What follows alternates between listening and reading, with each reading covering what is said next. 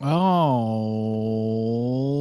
right. Welcome to a very special Wistery Council Theater 3000, everybody. It's election day, and we've got election coverage for you. It's primary day here in Massachusetts. It is time to destroy Joe Petty's dreams. The fear of a groomer mayor is running high, and we're hoping and praying that won't happen. Yeah, right. Happy Pride to Joe Petty, Yes. recently self-inaugurated member of the LGBTQ community. Very nice of him to reveal something new about himself at the last candidates forum that we covered. Yeah. Didn't get a lot of traction, which, for such a woke city, I really thought that. Yeah, I mean, big news if true is what I'm saying. It's like, yeah. Yeah, so I got a pizza on the way. A little journalist tradition. You gotta have a pizza on election night. Nice.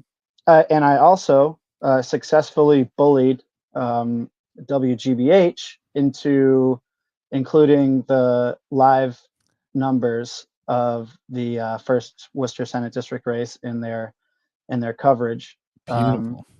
So I'll throw that in the chat. Yeah, it was very nice of them. Yeah, let's put that in the chat link. I can't do that. I'll put it in the private chat. Perfect. And starting about 8 o'clock, the city will be doing like a sort of live stream of the numbers as they come in, same as they did last year for the municipal election. So we'll get that too.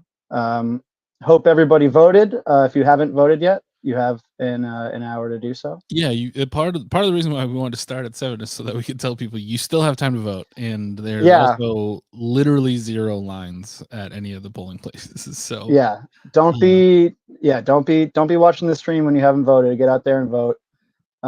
Even if you, like me, don't live in the first Worcester district, then there was very little reason for you to go vote. There's some statewide races that I mean the Secretary of State race. The Secretary of State race is one of the better ones. Any vote against Bill Galvin is a vote. Oh wait, my pizza's here. Yeah, hold on, I'll be right back. I'll be right back. Hold it down, Bryan. Dude. For what I hear, Mo Bergman, and this is according to our number one local election source, Ben White, rain definitely impacted turnout for today. Today's returns. But there was a lot of mail-in, a lot of early voting and drop-off. So who knows? Again, this is a very small turnout primary. Very, very much people can have an effect by voting, especially if they, weren't thinking about it and weren't going to do it. I don't know anybody that watches this that wouldn't have voted. I don't understand if that's the case, but if that is, then no judgment. Get out there. Throw a vote in. Throw a funny vote in. There's always comedy to think about. So at the very least, do that. Yeah, voting is great. And my phone is ringing. It's nobody tell Bill. I actually wanted to surprise him later. I'm going to throw it up, but I did vote for him for our congressman. Sorry, Jim McGovern, but Bill Shaner is my choice for rep. I feel like he can do it. I really, really strongly feel like Bill can pull it out. I hope other people join me in that. I will prove it. I have a photo that I'll upload here. Sorry, Travis isn't here tonight, guys. So no producer tonight. Something about his, lovely girlfriend having a birthday or some fake bullshit. But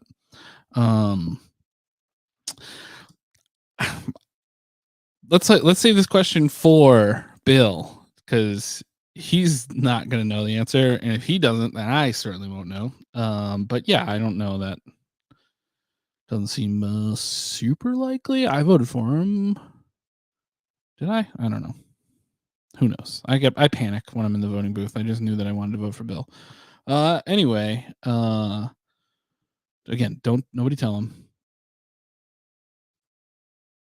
Someone addressed a comment in red Metro Worcester to Donna. Does Donna run that page? Donna, if she doesn't run that page, then she's the number one target audience for it. So she might as well run that page. Check it out. Ooh, what kind? Oh, we got a nice mushroom and Hamburg pizza from J&J Express. Classic.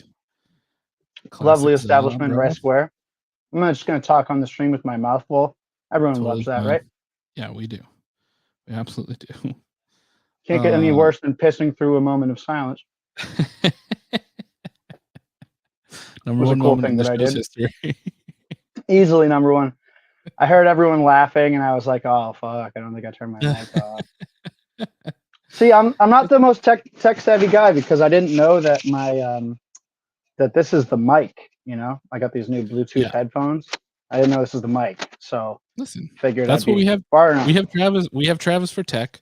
We have you for insight. We have Brendan for just shady business. You guys don't know this, but Brendan is up to some real shady stuff. Brendan said that he couldn't join us tonight, or that he would be late. And I don't really want to say why exactly, but it was one of the sketchiest texts I can remember receiving. Yeah. Love him to death, but Brendan Melican, I have no idea what he does every day. I just don't know. He is crime, I think. Yeah, it kind of seems that way. And you know what? If so, I'm not telling. I'm not saying anything. Yenny, yes, please jump on. I sent you. I emailed you the link earlier. Yeah, it should be in your email. If not, and we'll send I it messaged you on Twitter, and you didn't get back to me. So Mm. I thought you were just too cool for the stream. We thought you were big timing us. Somebody asked, which is fine. Yeah, you should absolutely. Yeah. Bill, somebody asked if Palfrey has a chance. Correct me if I'm wrong, but didn't he drop out? Did he? Well, let's do a little investigation. He did, according to Yenny. Yeah, so he doesn't. I mean, he stands a chance in the same way that Tony Chang Yeah. Diaz stands a chance. Which, I mean, if she's on the ballot, if she gets the vote, like, she can just take it back, right? She can just. Yeah, I mean, no one. You're not like saying like. I mean, you can vote for anybody. You Yeah. can vote for anybody you damn well please. So. Anyone with the name Quentin is a pussy ass bitch who loves feet. Also comes with the name. Okay. Feet lovers. Yeah, the statewide races. Yeah, I voted for Sonia today too. I was like, fuck it, why not? Yeah, whatever. Maura Haley is just like a fucking robot. Not that's like it's just the fact that there are so few uncontested races in the primary this year. Really, if you followed the way that Sonia Chang Diaz dropped out, you just sort of see why. I mean, like, there were so many people that were excited about her challenging it, and they didn't want to Of see course. the nomination just get handed over um, to Maura Healey, and then she went as far as getting on the ballot, and then had to decide that it just wasn't politically feasible for her to continue fighting on this. And we're really lucky just that we had a contested race at all in this first Worcester business, because it really seemed like the Joe Petty was just going to walk into like an easy coronation. Like, he put his Yeah, time in, so he just deserves to be the state senator. And really, if nothing else, it's good that that Robin challenged that whole idea. absolutely. Yeah, I mean, who knows? Honestly, who knows what's going to happen tonight? But if he gets through, even if he gets through by big numbers, he still had to campaign, and Yeah, he had to prove it. and he knows that he's not like just like coronated. He knows he's not like knighted into this. He can be come at. Right, right. Uh, so yeah, I Yeah. mean, Um, um, just like while we're going over the rate, let's just get into a little bit to some of these statewide um, offices. And I followed these sort of. I didn't really follow these too heavily, but Secretary of State, I mean, it was an easy choice. Bill Galvin is like a little Lord Farquaad, and did is you listen to that, or you saw that debate that they had, right? I just read a little bit about it. I didn't actually He watch it. No. he got so heated. It was like insane. Yeah, just like he doesn't think that it's a democratically like It's the elected job. same. He's It's like the same deal. He thought that he deserved he's it he's just because, like, it's yeah. mine. And it's this Um, thing. It's this thing that I feel like, especially statewide figures in Massachusetts, think like, well, I'm a Democrat, so that's good enough. And like, yeah, right, right. And then so much of like the the party apparatus and like the mechanisms of that and the power structures are just like really just based on that. Well, I'm a fucking Democrat, and I've been here forever, and I have the right friends, so yeah, I get this. I deserve it. And I don't have to prove that I've done a good job or deserve it or anything like that. yeah, yeah, exactly. It's like whenever Jim McGovern decides that he's going to step down, he's just going to hand it to somebody. There's not going to be an open contest for that. Like, there never will be. I mean, you look at Jim McGovern, like, better than average. Like his politics, but like, he just gets to sit on this insane war chest and like base of political support and never has to prove it, and just sort of like just it's his seat until he dies. And I Yeah, don't think that that's right. no, yeah. Um, but Um, the Mo the Bergman currently 141 votes on Ben's poll. Kennedy at 53%, Petty at 32%, not my district / GOP voter at 15%. Oh, GT got it up there. well, I mean, Ben White is the real, he's the I don't, what am I trying to say? not the canary in the coal mine, but what he says goes. The bellwether. The bellwether. That's what I was looking for. Yeah, yeah. If he says it, it happens. Um, and I really hope that his inclination to support the Petty campaign is not borne out in reality, and that Petty loses, because there's really just nothing good comes from Petty winning this seat. I don't understand. I don't even necessarily understand like supporting him in the primary, because like whoever wins the primary wins the general, like Yeah, no problem. I mean, yeah. obviously there's always a chance, but but No, I Lisa haven't Mayer heard is it. not a real contender. But I haven't heard a single compelling reason that you would support him over her. Like if it happens, whatever. Like, if it was a real race in the general, then obviously like I'm gonna vote for him if he's the candidate. But like this is a primary. We can push for what we want. And Right, right. And just like the really the only argument is that like he's a good guy. Like that's it. That's all it boils down to, and that's not good enough. yeah, and you know what? That's a perfectly great reason to keep him as mayor as long as possible, because Yeah, we're I literally the job do love description of mayor is to just be a good guy that yeah, shows up at the press conferences and is just like, oh, Worcester's a great city. Look at all the good things we're doing. it's a great Um, cheerleader. He's a great yeah, cheerleader that's for the that's city. really what the mayor's job is, kind of functionally in our system. Which is Jenny will absolutely not answer. She maybe is watching, but she's busy right now, but she will not. She would never get no, she would get on no, she this. would never. No, listen, She she's would never. a Um, professional. She's doing a consummate. job. She's doing a great job. Uh, I will brook no Priscilla slander from anyone else. Me, I can slander her all day because I know her, and she is a horrible person in real life. But as far as any of you guys are concerned, she's Great yeah, person. she's Yeah, doing a job. absolutely. Yeah, all of us Absolutely have the best. worked for jobs, and we don't get on each other for jobs. So Nope, can't do that.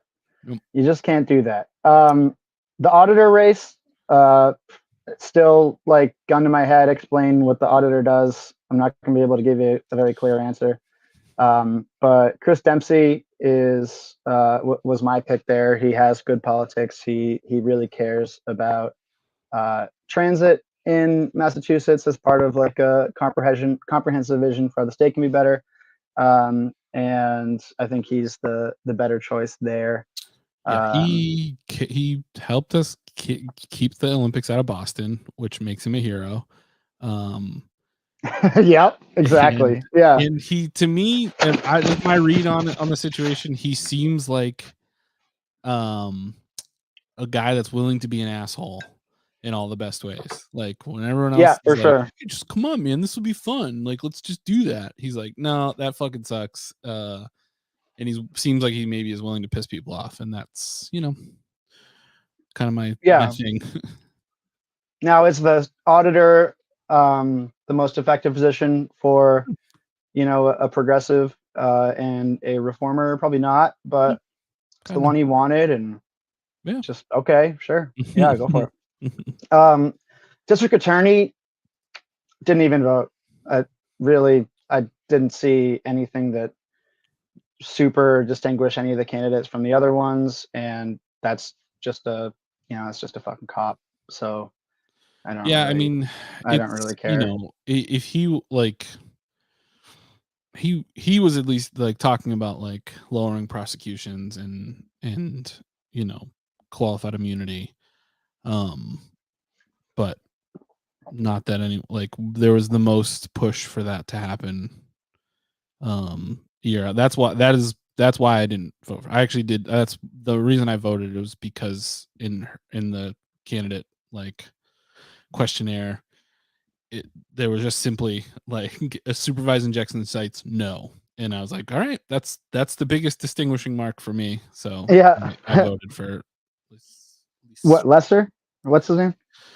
what's her name? Lise Reardon or Lise Oh Jordan? yeah. Oh yeah, Lisa Reardon. Yeah. Um. Shannon Liss Reardon. Yeah. Um, Yeah, I decided that I don't know or particularly care, and It's whatever. tough. It's tough. I Yeah. mean, that race was very undercovered. It felt like for something that is ostensibly there can be differences between. Yeah.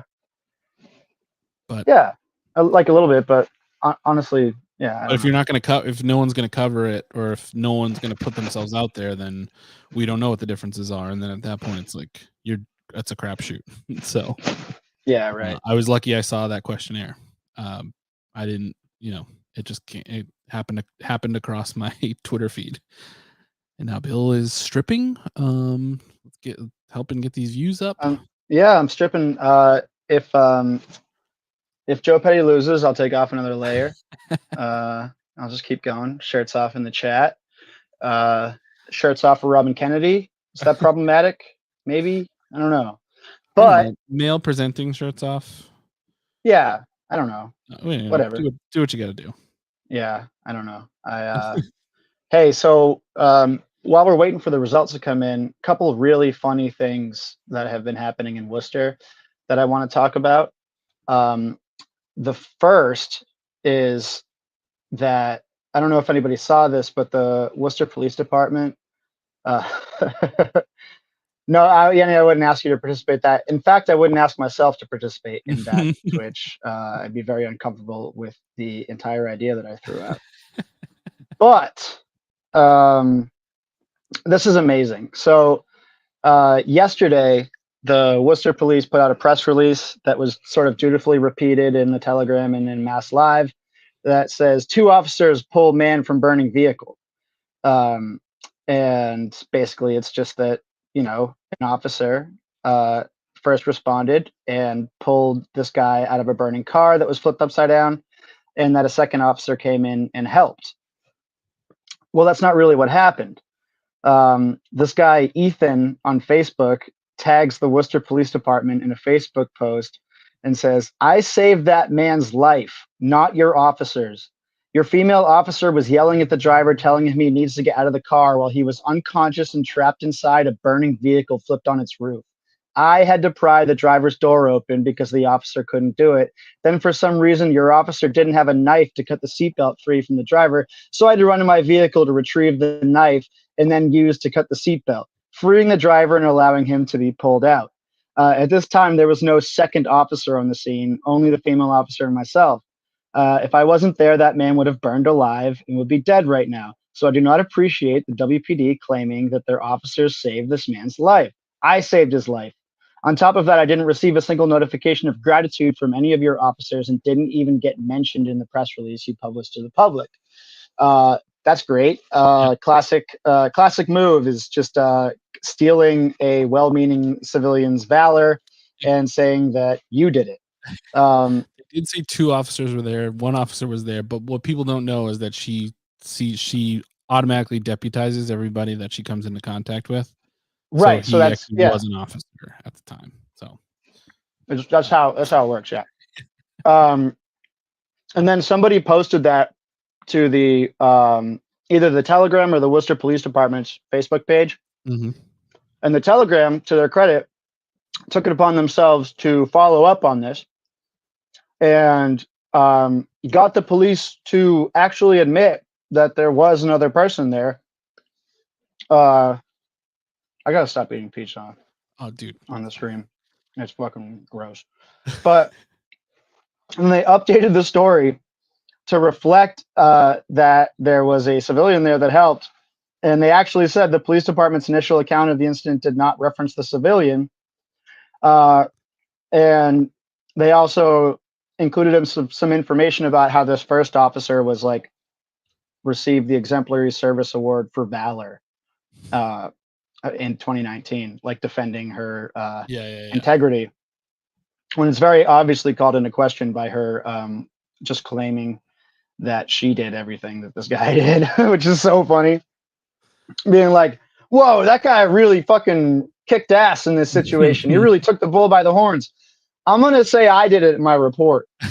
You know? Yeah, imagine yelling at an unconscious man, "Hey, get out of the car! You can't be in the car."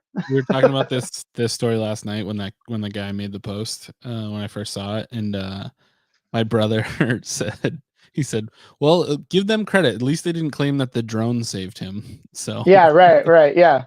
A second officer, which was a drone, appeared on the scene and told us that the car was on fire because it had the unique view of seeing it from above. and the drone said, "Why did Christian King not want me?" Who could not want me?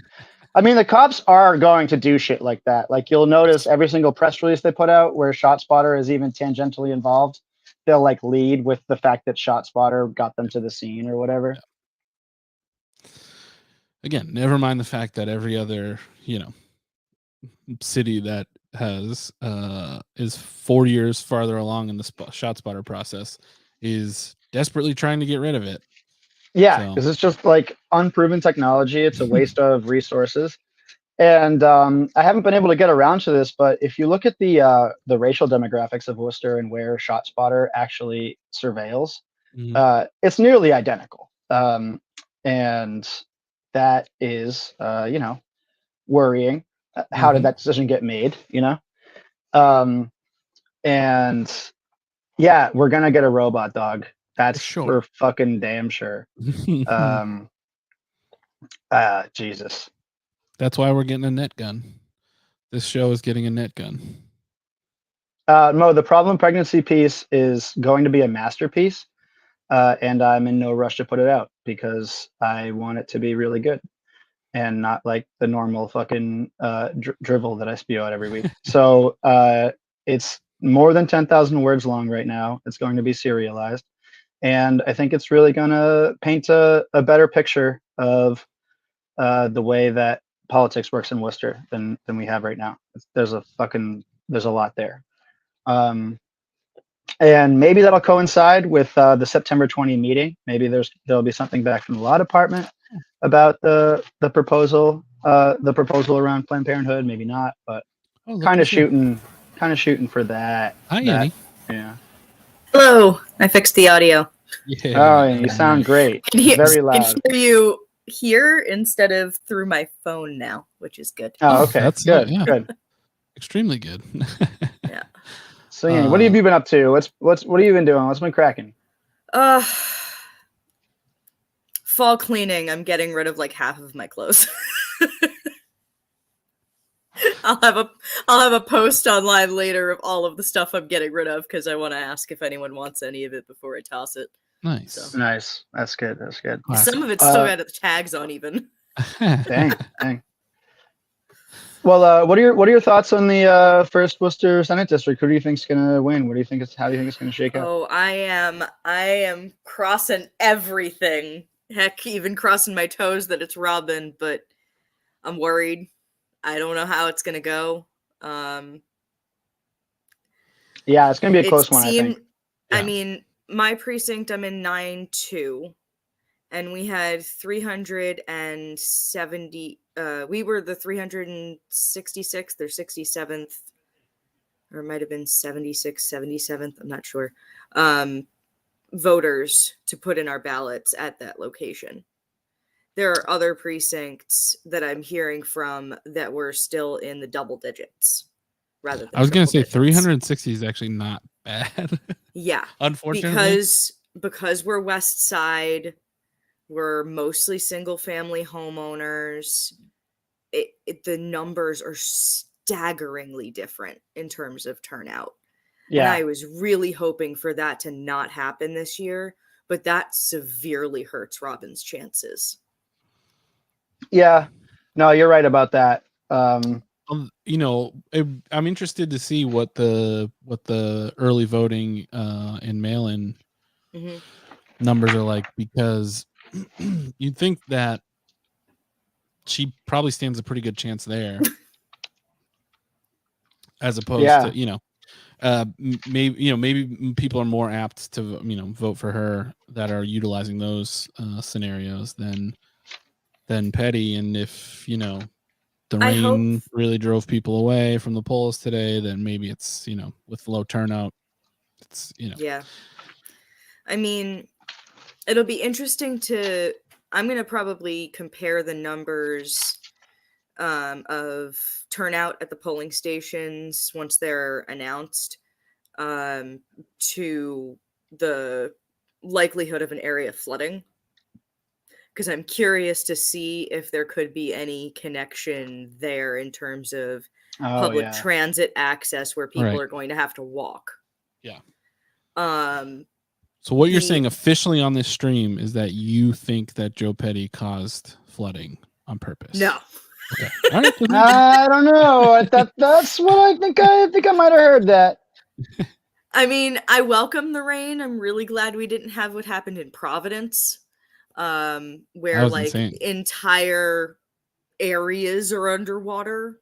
That would have been a problem. That would have probably more affected Petty. But I'm glad that we don't have flooding as much. Actually, I haven't heard of any areas that have really flooded out, even the normal ones that happen. Yeah, no, I didn't hear anything. Yeah. No. Even with that weird press release that they put out about the controlled flooding or whatever. Yeah. So I don't know. Brian, I just sent you a really, really funny Joe Petty meme via text. If you want to throw that up, I'd throw it up if I could. I sure will. Yeah, but yeah, I don't know. I don't know how many of like the right wing ideologues are going to be motivated enough to take out a Democratic ballot just to vote for Petty, and whether that's going to make a dent in this or not. But yeah, I did have a couple of people that were ahead of me in line to check in to get our ballots that were complaining about the fact that there wasn't an unenrolled ballot and how unenrolled should be independent, and they were older. They were doing it just sounds like an older person complaining kind of thing. Yeah, that's just they silly. picked up the Republican ballot and we're talking about writing in Petty. And I'm just like, what logic is that? Just in response also to what's going on. It doesn't make any sense at all. It makes no sense. There was a campaign to write in Petty on their ballot. Oh. So they would vote. Like if he gets in on the GOP, like he becomes the Republican nominee because so many people wrote him in on Republican ballots. Just fundamentally misunderstanding the process here. There's in a really funny way, in a perfectly Worcester way, honestly. That could seriously happen. I'd be surprised. I'd be interested to see Republican running for the seat. Yeah. The only person else who's running is Lisa Mayer, who's an independent. And those votes don't count on the Democratic fucking ballot. You had to take out a Democratic ballot. Yeah. So I'm actually curious to see how that turns out because we found we always find an angle. Possible. Whenever we do these special streams, we always find an angle. The floor is 250, I believe. I don't know.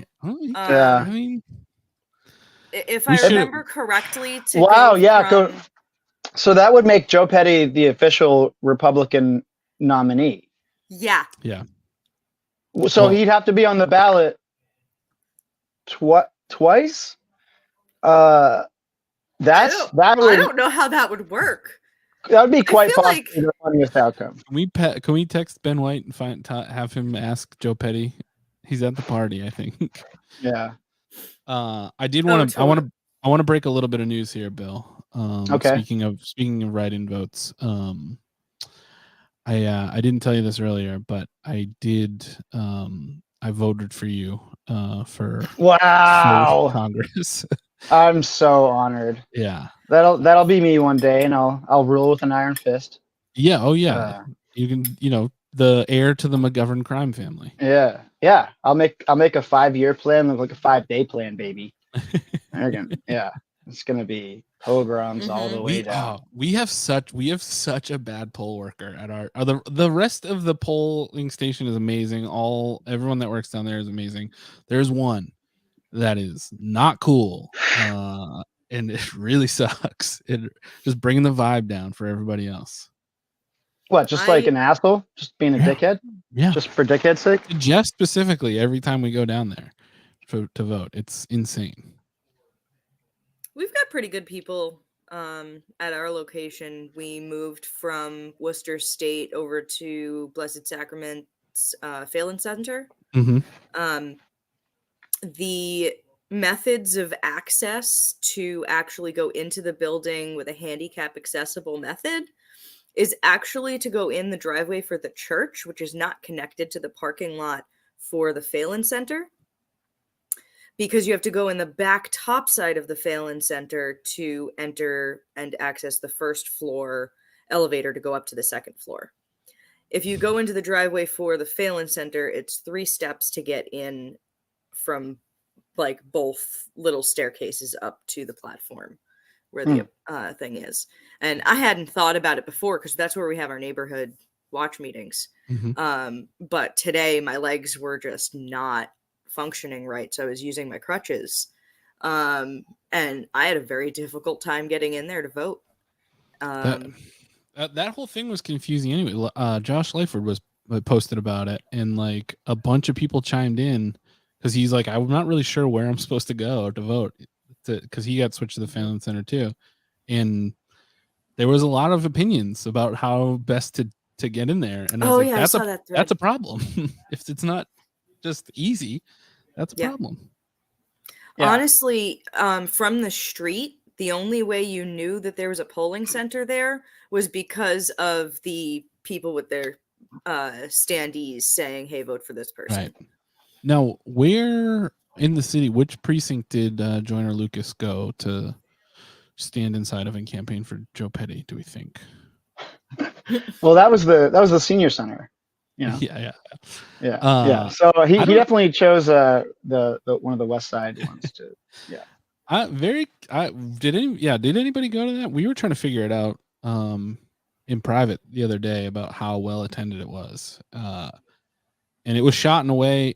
Let's put it this way: they were taking pictures of that event the same way I take pictures of a comedy show that no one shows up to, where you like shoot low and right behind someone's head, so it looks like there's like a crowd. I felt the same exact way. There was a video where it was like a trail of people walking from one place to another, and the implication was that there was more people around the corner unseen that were just ready to turn, but I really don't think that there were. I think it was very low, very, very poorly turned out event. It's crazy because according to Ben White, Joyner Lucas is a big deal. So, right, yeah. I mean, like especially among the politically motivated crowd, the people who are paying attention. Yeah, his fans love politics, and he's all about politics. As you know, as if you go through his discography, you can see he's definitely not hostile to the idea of being political. And you know what? Really up on women's rights. Yeah. Came out really, really heavy against Chris Brown when that whole thing went down. Yeah, definitely didn't just go 100% behind him the entire time, despite very serious and substantiated allegations. In the most misogynist way you possibly could go his way. He kind of did. He had that song where it's like, I'm not racist. That was sort of like, I'm not racist and neither is anybody else type of vibe. He also shot one of his videos at the Century Sportsman's Club, which is where the like Proud Boy rally they had the rental last year.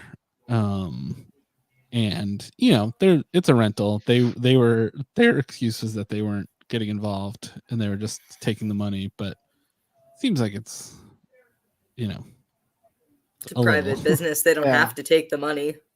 They can't say no. Speaking as somebody who knows and loves people that are, members there. But. Just not a real kind of guy that like is really gonna motivate anybody in politics. I don't know. It was a weird move. It was a goofy move, and the fact that it was just barely legal makes it all the better. I really cannot wait to find out how much money he spent to get Joyner Lucas there for 2 hours. Well, I'm sure it was listen, not cheap. I'm yeah. sure it was not cheap at all.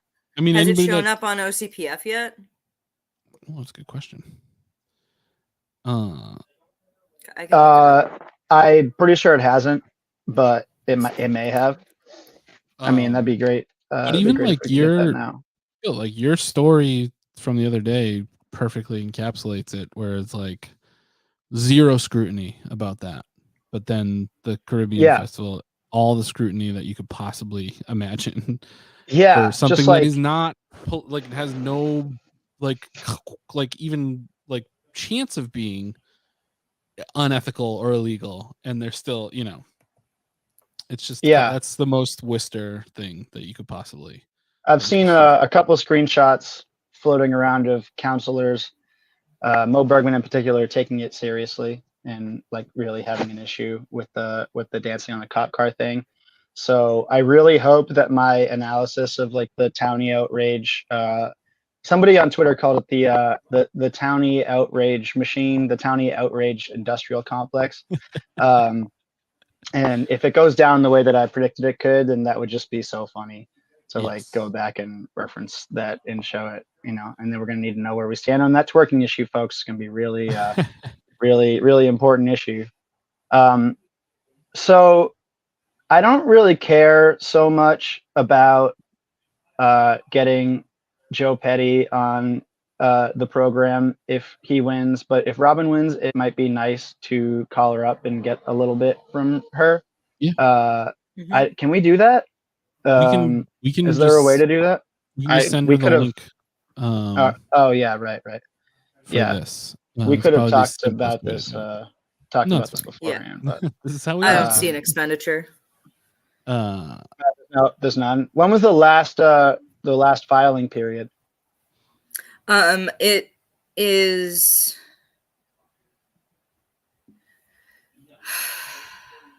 No. I'm sorry. The last filing period on record. So, on record, I closed the tab, but it would be August. Okay. Yeah. The banks submit it monthly, and it's usually calendar month, and then whatever the remainder is before election day. Okay. They get one.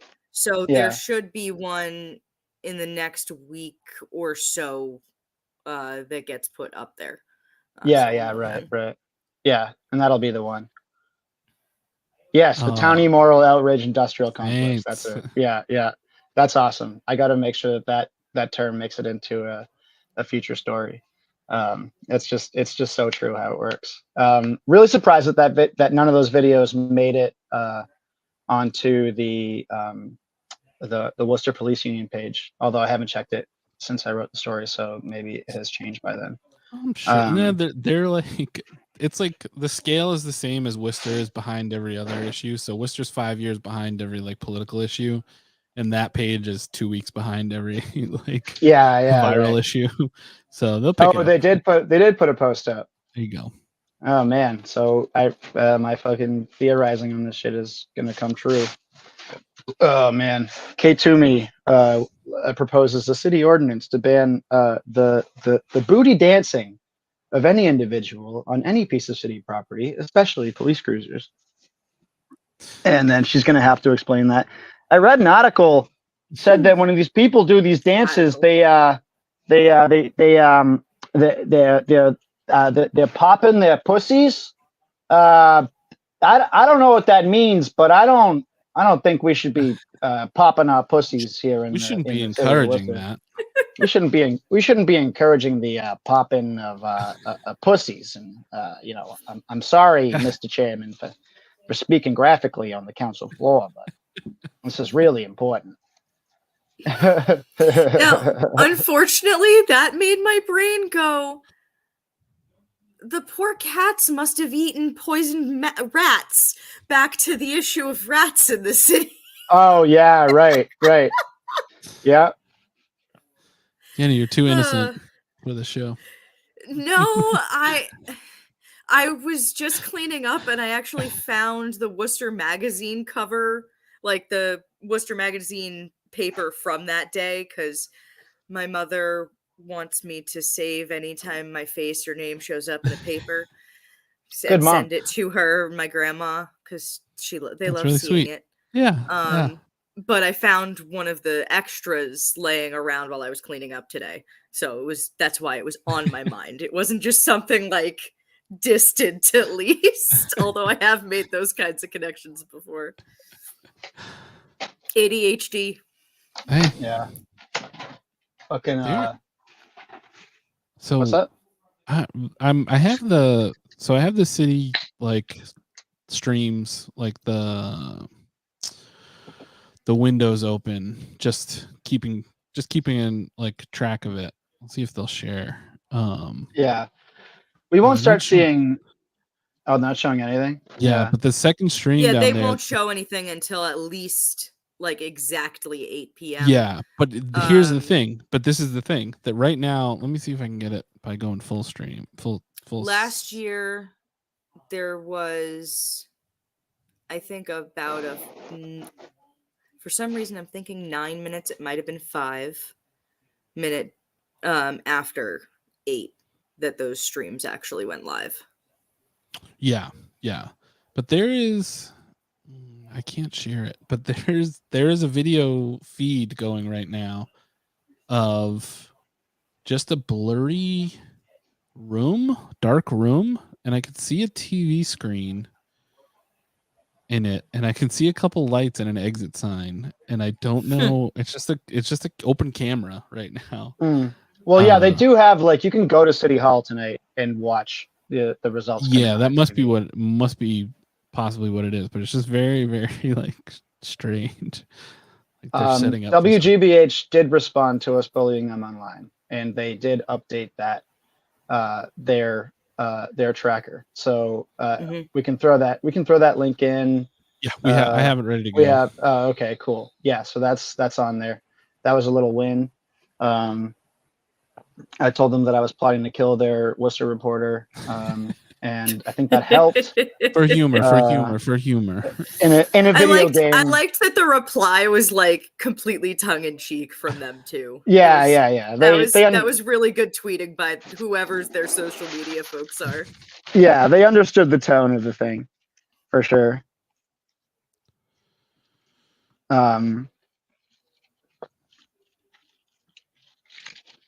But yeah, so it won't be till about 8, maybe like 8:15 until we start seeing actual results come in. And it's possible, if it's not close, that both of the campaigns will have like runners that report back to the campaign from individual precincts, so they'll have a pretty good idea of how it's shaking out, and it's possible that one or both of the campaigns will call it before we even get an accurate number reported back to us. And if that's the case, I'll just be watching for that, and we'll let you know when we know about that. That's always the tricky thing about election night, is like just getting to that information. Sometimes it's a little difficult. But if it's not like easy to call, then someone today raised the specter of there even being a recount, which would be awful. But interesting. I do think it's going to be close. I think it's going to be hard to call, and it's going to be a slim majority. Jake's actually doing that right now. He's one of the people that are collecting numbers from locations. I just saw a message from him on the Young Dems group. Oh, okay. Yeah. This is a weird one to get runners for too, because it's geographically huge, and there's a lot of like going out Bolton and Berlin and Northborough and like that. Like, I tried to just get them to send me an email when they have unofficial results ready to go, and I'm not sure that any of them are going to. No, probably not. One of them was just like, I think it was Bolton. The town clerk was just like, we posted on our website. Mm-hmm. And I was like, you posted on the website the night of? And she was like, yeah, we posted it the night of. And I was like, all right. And you don't send out an email to press or anything? And she was like, nah, we just put it on the website. And I was like, all right, I trust you. Sorry. In terms of getting Robin Kennedy on, should I message Attell? Yeah, I mean, let's use. She'll whatever. probably be right there. I can ask Attell if she'd be willing to, and give her the link. Yeah, why not? Yeah. Okay. I did reach out to Jenny and threaten her that we want Petty on the show. So we'll see. It'd be great. Yeah. All of it would be great. Yeah. But yeah, we'll see if that happens. Or how about friggin' Barnstable, huh? Did you guys see that? Oh yeah, right. What was it like? They're like, oh my they're goodness. like the vault. safe that they, a vault, the vault they keep their ballots in. The town clerk put in the combination of the safe and it didn't work. And so they kept trying it and they broke the handle off the safe. And there was just a video this morning from NBC 10 or whatever of just like a guy just like spinning the handle around and like pulling it out and being like, oh, it's broken. So they had all the blank ballots were stuck inside. Oh my God. I love it. That is so funny. You just love you know what? People in what the fuck is the name of that town? What was it? Barnstable. Yeah. They're gonna be talking about that for months. Oh yeah. Having covered small towns before, shit like that is gonna be like the talk of the town for months and months and months, and people are not gonna be able to get out from under that. And that's just awesome. Could be like a marquee issue for the next town election. We need to make sure our vault has a better handle. Vote for me for selectman.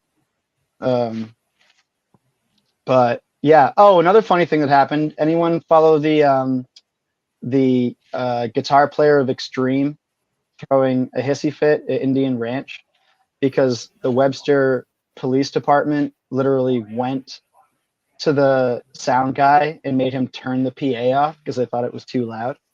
It's so funny. There's a video of it. I'm going to find it and post it so that Bryan can throw it in the chat when he gets back, wherever he is. Yeah, but apparently he was like yelling at his cousins that were like up there, and they were like, why didn't anybody tell us that the sound was off? Who let us keep playing? And it's really funny.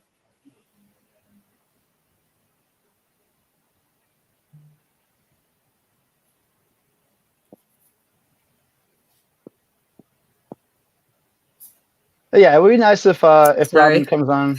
No worries. It'd be nice if we could get Robin on. Message. But no worries. Yeah, if she can't do it. It's also maybe going to be like unusable audio if it's at like a really raucous party. I thought about maybe like that's true. If it's I'm sure she's probably going to be stepping out for interview clips from various news agencies, so she might hop on anyway. Yeah, right. That'd be cool. Yeah, we'll see. Really, really pulling for her to win because it's just such a fucking mess if she doesn't, honestly. Do you have the WGBH stuff ready? Yeah, I do. Okay, cool. I do, and it's in the private chat. Close.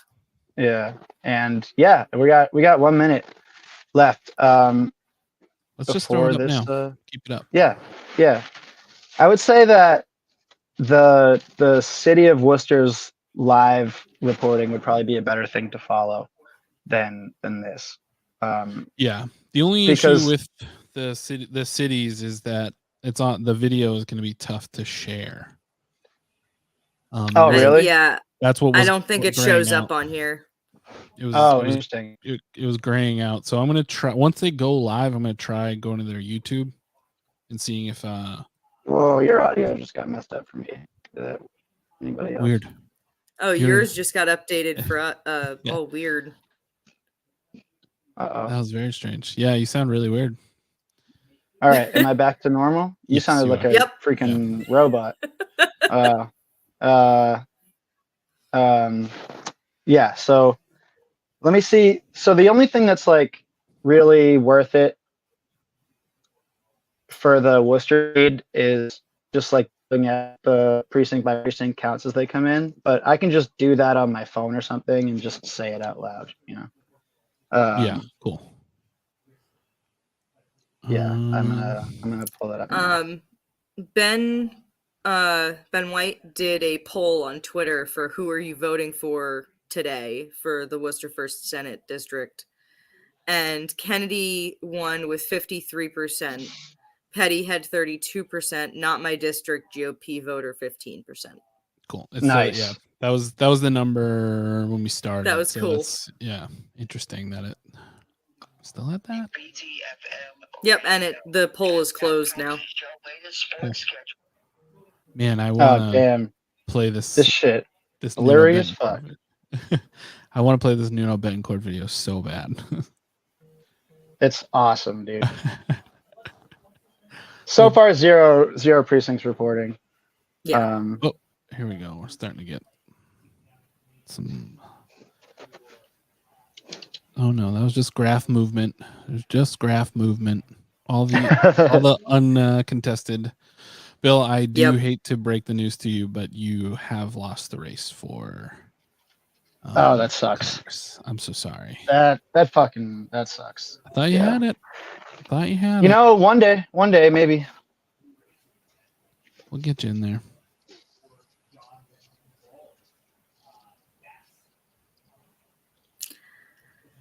I really want to know how Barnstable's going to affect the announcement of things, though. I don't think it can. I feel like things are going to end up getting decided before some people even vote there. Yeah. Yeah, right. And yeah, that's right. really shitty for them. It's so not fair. And it's all Galvin's fault, and I really hope everyone voted for Tanisha. Yeah, I would love to see Galvin go down. That would be so sweet. Oh. Yeah.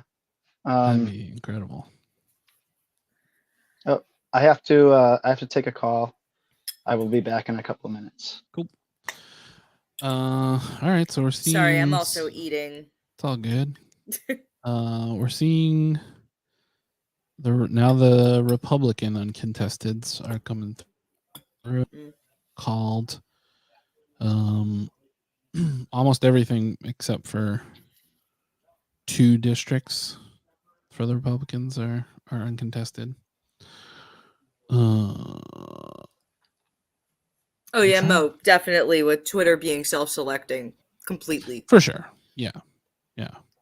A lot of the people that follow him tend to be way more progressive than him.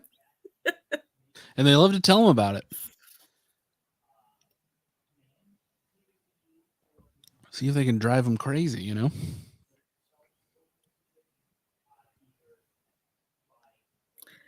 Yeah, I was actually kind of surprised by that, but he's doing some pretty good things. And a lot of his projects right now are like halfway through, and I think that was most likely a Democratic Party being like, no, don't run to people, because that never happens. No, that never happens. We've never seen that before, so this would be unprecedented.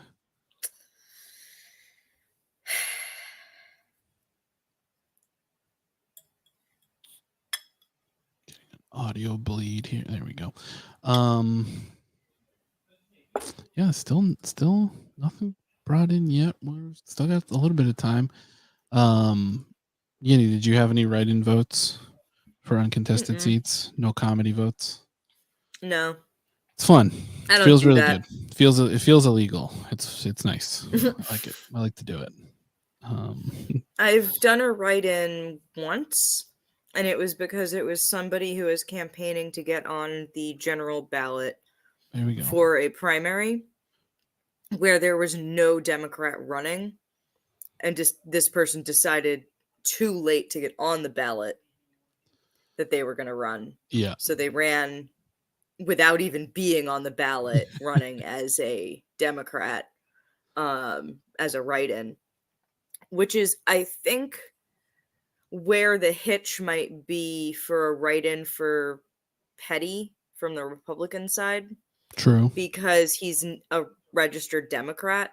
There may be a blockage on that front that stops it.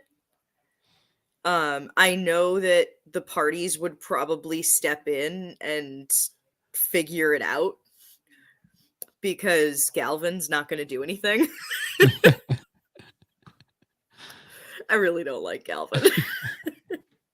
No, I very much would like him to lose. Yeah, the It'd be great. race that I'm the races I'm really looking at are the lieutenant governor, because that one, oh, I would absolutely love for it to be Tammy Gouveia. I would be super happy with Lesser.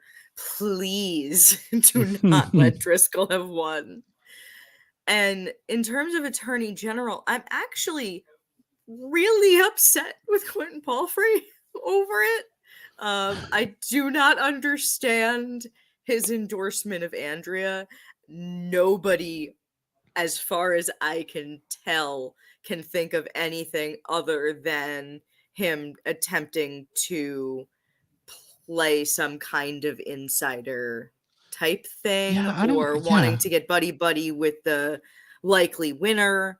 But he'd been against her for so much of his campaign, and she yeah. has so much different from him that Shannon has in similarity. And That's it just, for me was kind of a what? toss up between those two. In certain ways, and then yeah, that's very strange. Did you see that two voted for Andrea Campbell? They Yeah, they posted that today on Instagram, on social media, and I was really? Okay. surprised by that too. Yeah, I mean, Sure, yes, is she a bad option? No, I think she'll do the job, probably not as well as Healy, but she'll do the job. I think that Shannon would be somebody who would move the job into actually being the people's lawyer. yeah. I mean, because that's like attorney general, like Bill said before, they're cops for the most part in this country. And yeah, if you can break it outside of that a little bit, then they at least gives you something to vote for. Mm-hmm. So yeah, And I don't know. Shannon and Quentin both fit that. Exactly. Yeah, all right, we're starting to get a little bit in here. Does it say what's come in terms of where? We don't have.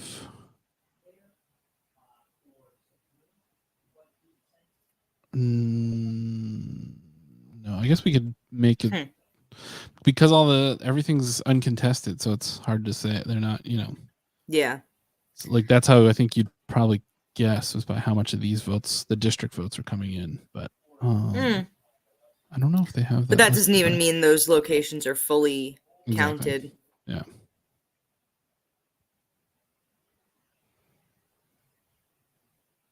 Still nothing from Worcester. Yeah, Worcester's usually.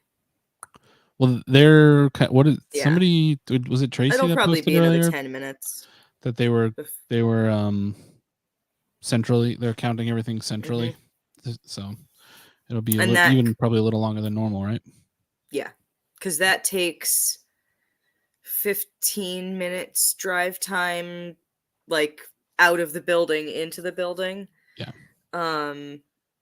So we probably because of that, we'll see even later than we have in the past. Yeah. That makes sense. Yeah. I wasn't thinking about that when I was saying 10 minutes. Yeah, it's probably going to be a little bit longer than that. But yeah, I'm watching the feed, and there's nothing showing up there. And then still this spooky empty room. Looks like I don't know. I wish you could show us. It's so frustrating. I desperately want to show you guys. I'm gonna pop it up just so I know what you're talking about. Could you link it? Yeah. It should actually be in the private chat. The Worcester Mass video on demand. That might have been before I hopped on. Okay, let me pull. Anyone else wants to look at it, I'll drop it in the comments as well. I'm trying to share it, but I don't know if it's gonna work. The watch now.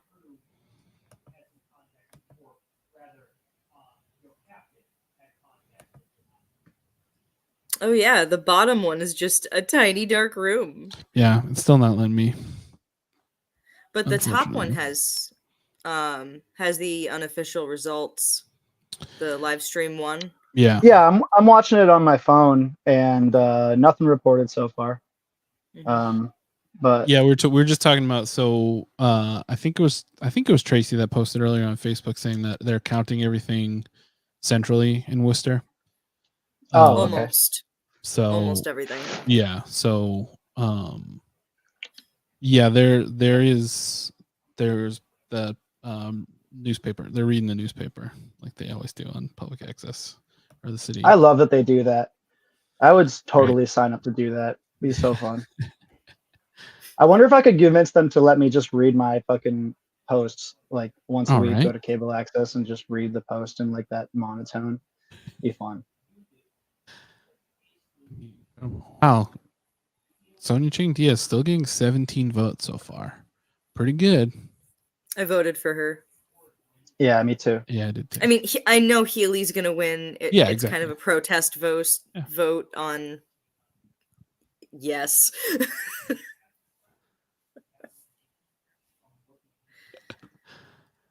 Let's see. Nothing, no updates yet from these races. I don't know. I think that says what 0.25% of votes counted, less than 0.01. Yeah.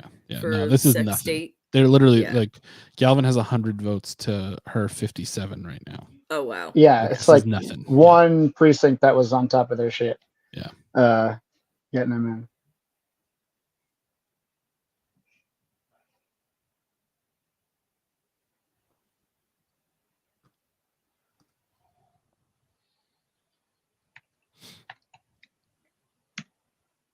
Screen zoom and B. She's talking to me. She's telling me screen zoom on the. It doesn't go any bigger than that, right there. Just low res. Yeah. It's I have to like open it sideways on my phone, and it's just barely readable. Yeah. Any other crazy stuff happened this week? Whoa. The fact that all right, so you guys were talking about the extreme thing a little bit, which that was wicked funny. My favorite part about that is when there was a woman in an extreme shirt in the front row heckling him and flipping him off the entire show, and he confronted her and asked her what her problem was, and then he asked her where she's from, and she said Marlboro, and he's from Holden, and he goes, they had like a towny spat. Like it's just such an incredible, like they were a huge band. They were a huge, huge. Gary Sharon became the lead singer of Van Halen. They were gigantic. And Extreme. Okay. They played at they were playing an Indian Ranch, and it's so funny. Oh, is that the That's One the that got shut tirade down. thing. Yeah. And like it's just so funny that they like came they're like when they every time they come back through like Massachusetts, they just get sucked down into towny bullshit. Like It's so awesome. you cannot escape it. Like just to think of myself as like a performer that would do that, it's just so embarrassing, you know? like what do you hope to accomplish, you know? Exactly. I tell people this all the time in comedy.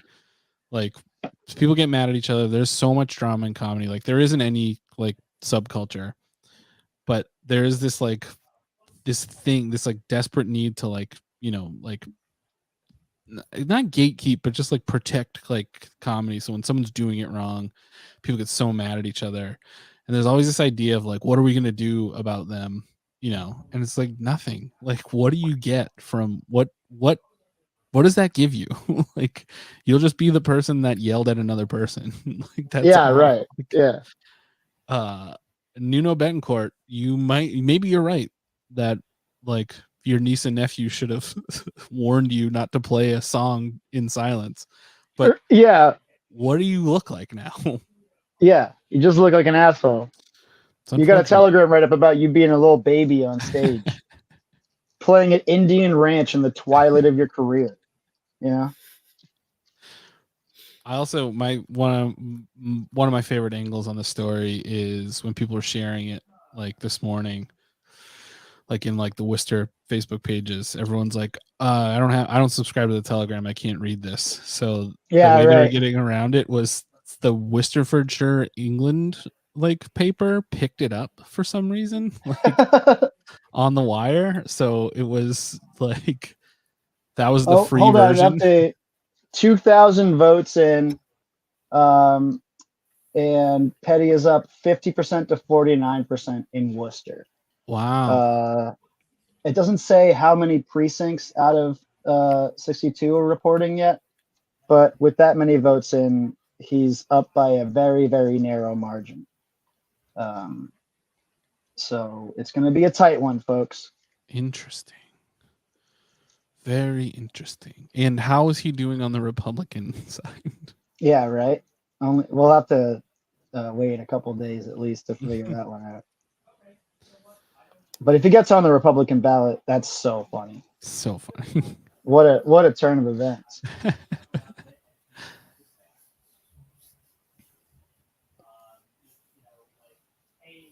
Sorry if my scrolling is causing anybody any consternation. I do apologize.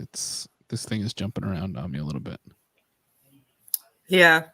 No changes on any of the other races so far. No, but it has 0 of 62, and that's the amount of voting locations. So I think these may be right mail-in or absentee drop-off ballots. Oh yeah, right. Yeah.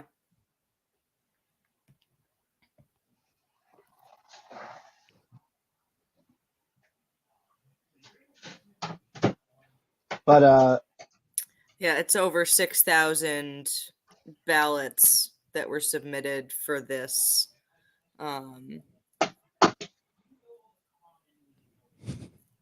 He deserves it. He's put in his time.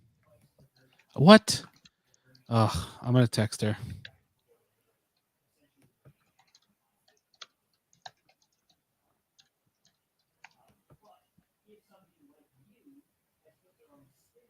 Let's see.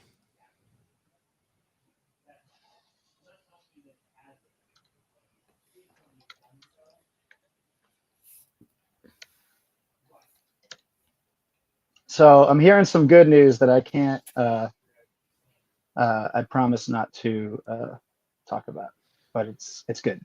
That's all I'll say. Cool. Jack says Ward 1, Precinct 1, 98 Petty, 98 Kennedy. Wow. And in Ward 9, Precinct 5, Robin Kennedy 247, Joe Petty 183. Whoa, okay. I'm All right. really surprised by that one. What Because area Ward is that? 9 Do we know? Precinct 5 is West Tatnick. Okay, all right. That is very I'm really interesting. surprised. That's Not what I was Yeah. expecting at all. Huh. I would love. I wish Brendan was here. I wish he wasn't doing crime down the Cape. Huh. Which that's too much. We shouldn't have even said that. Sorry. That's we- actionable. Yeah. Shit. Fuck. He is the one that locked the safe in Barnstable. Yeah, that's what he was doing. He was ripping the handle off the safe so they couldn't vote. He's starring in Ocean's 14,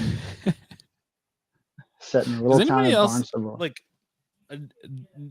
Does anybody else there? Does your mind go blank when you walk into the voting booth? Do you have such a hard time remembering like what you're supposed to do as soon as you step into the voting booth? I don't know what it is. I just I have to write down like what I want because I will just forget.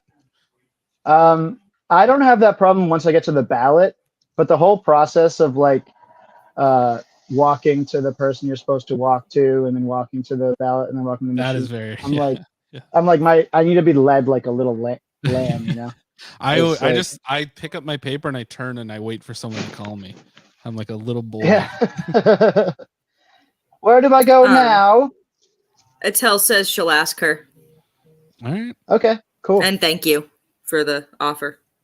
Yeah, sweet. I mean, we love to have a tell on too. And Ward Yeah. 1 Precinct 4, Robin Kennedy 278, Joe Petty 147. Guys.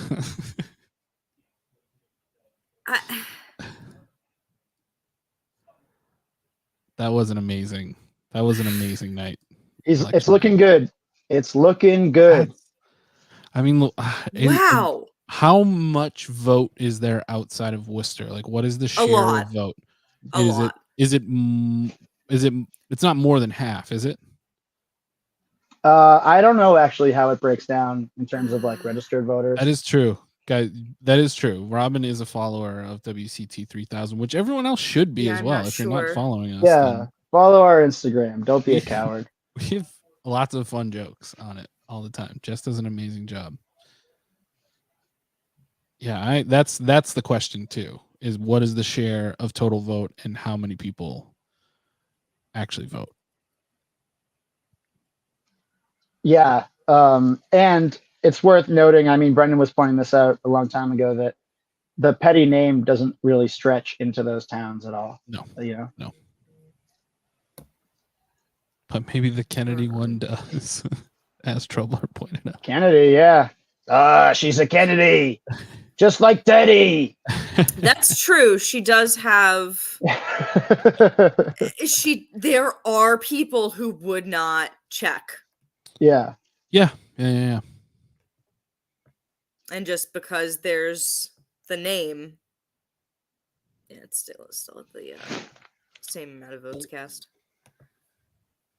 Yeah, with on the city's reporting thing, with 0 out of 62 precincts reporting, it's Petty has 1,952 votes and Robin has 1,940.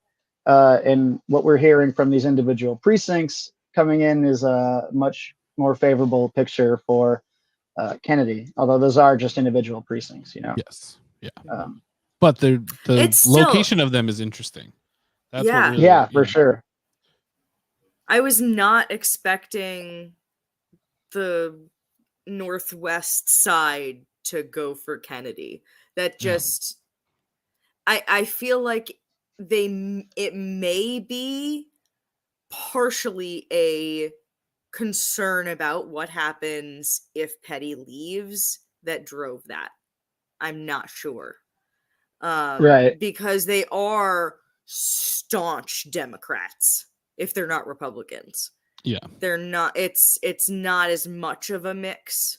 I mean, there is a lot of them that are registered independent.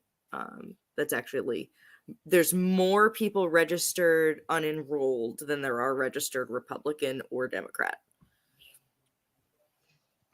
Interesting. Yeah. Which means they can't get either ballot, right? No, they No, can't you can choose get either. either you can pick Right. which one that year. There are some states where if you're unenrolled or independent, you can't cast a primary ballot, which is Yeah, that was a huge issue when Bernie was running. yeah. I had some friends up in Maine that like had an awful time trying to cast a vote for Bernie. Yeah, that's a rule. That's just a bad rule, you know. Yep. Just let people vote any way they can. That's What neighborhood in Worcester did Robin grow up in? I have no idea, actually. I never asked her that. I don't know. If it's Grafton Hill, I like her even better.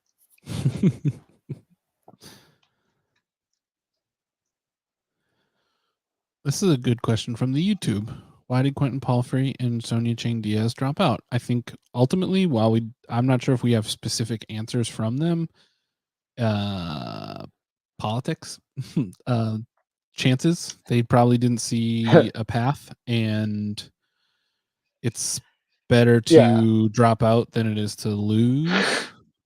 I mean, Sonia Chang Diaz is quoted saying she didn't see a clear path to victory, and her energy was better spent supporting other candidates that had a better shot in their races.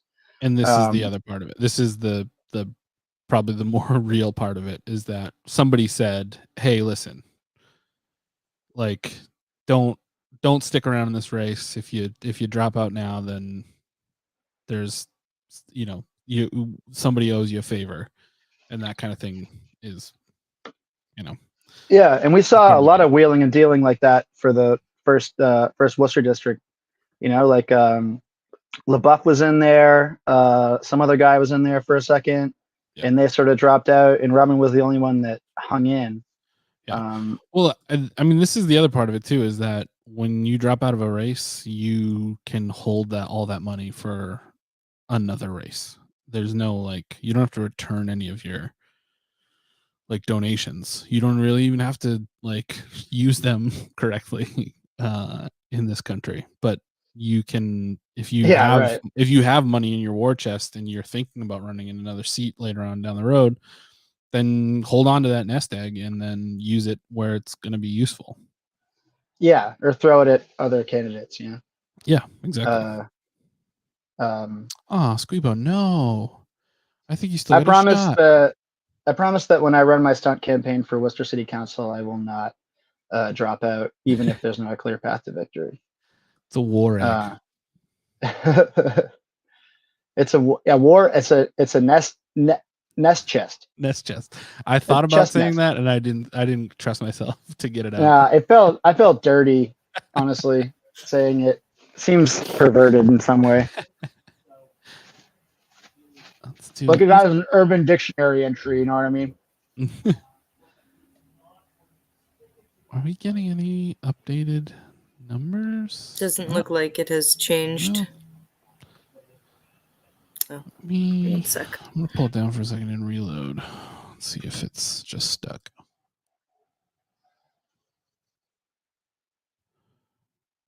Yeah, nothing's really changed. Are we seeing anything on the feed, Bill? Let me try to look at it. Oh, we have one district reporting, or maybe two. It somehow got blurrier. Let me see. There's 37 write-ins for against McGovern. So, Bill, that you could be all 37 of those. That would be awesome. It's going too fast.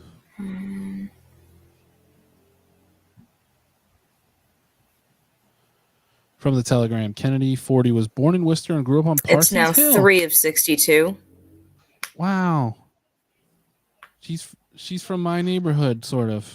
Oh, that's for Republican. 603. All right, Robin. Parsons Hill. We had a big rivalry on my part of Airport Hill, but First Worcester is well on its way to write-ins being above the threshold needed to get on the ballot with a write-in campaign. who's reporting that? No, Is that literally the just results I thought, on that sounded like you were reading a tweet. No, that's literally just I just noticed that Incredible. number go by. It was at 97 or something like that in terms of ballots cast with write-ins. So 2 out of 62 reporting, and we have Kennedy taking the lead, 2,004 votes to Petty's 2,000. So that's Petty is now in the lead in Worcester. Interesting.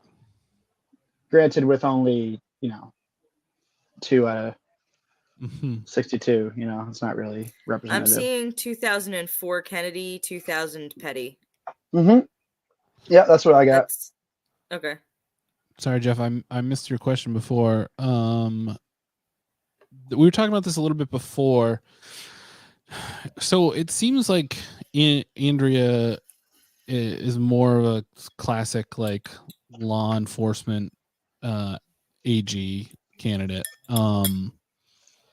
But Quentin Palfrey endorsed her when he dropped out of the race, and we've seen a few people voting for Andrea Campbell. That it's surprising. I'm not really sure what to make of it, but Liz Reardon seemed, for me, my biggest thing personally, that what swayed me to vote for Liz Reardon is that there was a candidate questionnaire that they both answered, and Liz Reardon answered everything in depth, and there wasn't a lot of answers on Campbell's.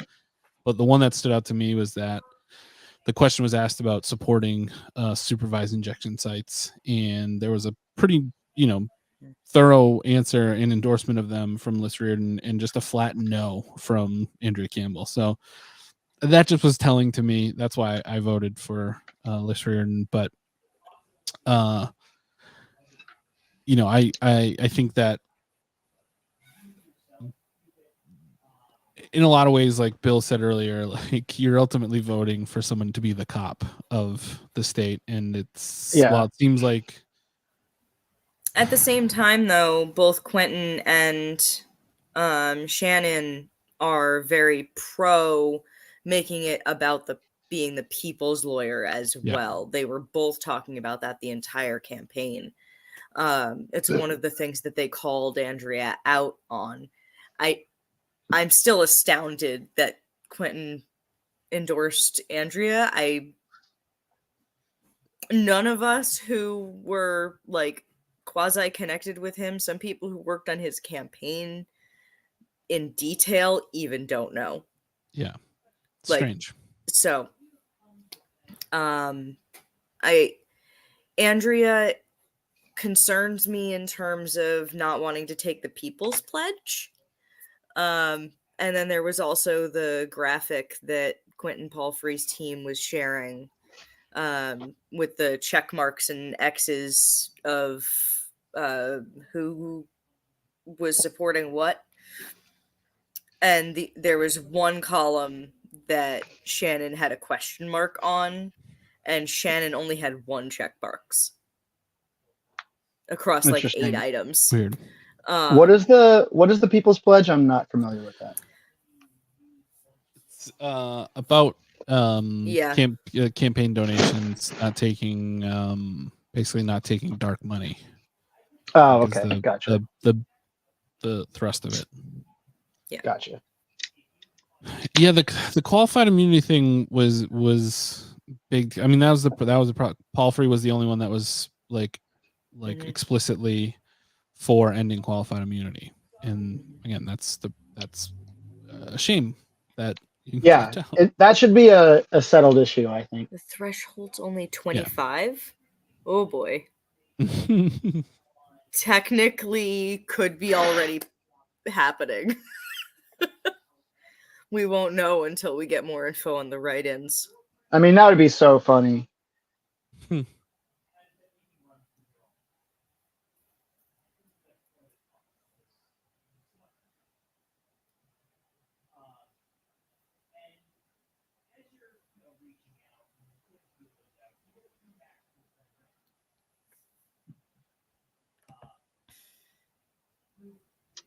Galvin is unfortunately kicking ass in Worcester.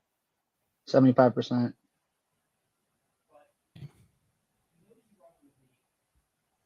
It's not 62. It's 38 precincts reporting for this one.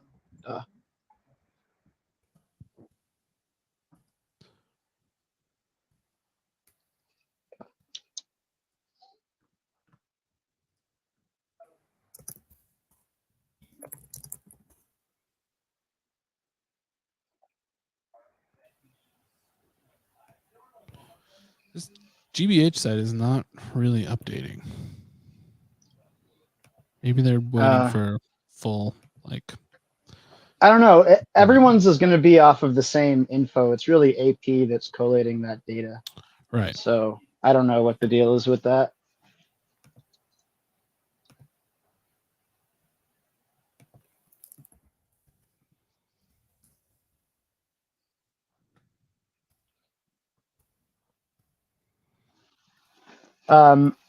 But you know, we can't say anything yet. And I promised I wouldn't publicly share anything yet. I want to really bad, but it's In terms of results, yeah, it's looking good. At the current moment, it's looking pretty freaking good. And you know, not to talk about something before it happens, but if Kennedy is able to pull this off, we really got to think of this as like an extent. 2,200. Kennedy with 4 of 38 reporting is still ahead.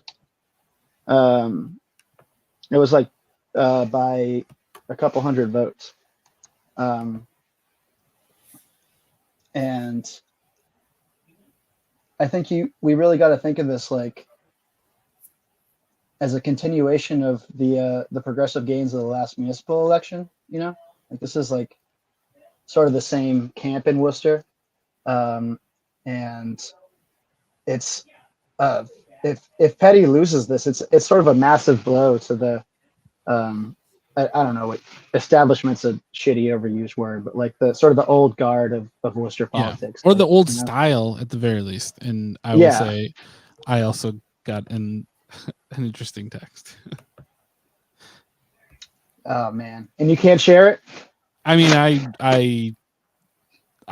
it's an ominous text. I'm trying to get more a definitive answer. Ominous, eh? Definitely not going to say where it came from, but I love just like publicly saying that we can't say things. It's so I mean, cool. I just don't want to say anything. I don't know what they're telling me. I'm trying to not be biased in reading into anything from Conscious Kiss got a text. All right, anybody else get a text? Anybody else want to talk about some stuff they can't talk about? I have not gotten any texts. All right. I mean, it's to get on the text chain is very helpful to have. I guess probably what you wanted to do was hang out the Hotel Vernon in 2011 through 2017 is where most of these connections I think started. You know, you're not wrong about that. You're not wrong about that. Yeah. I'm just gonna say it. Robin won. Yeah, it's certainly looking that way. Sounds like a phone call has been made. The little birdies.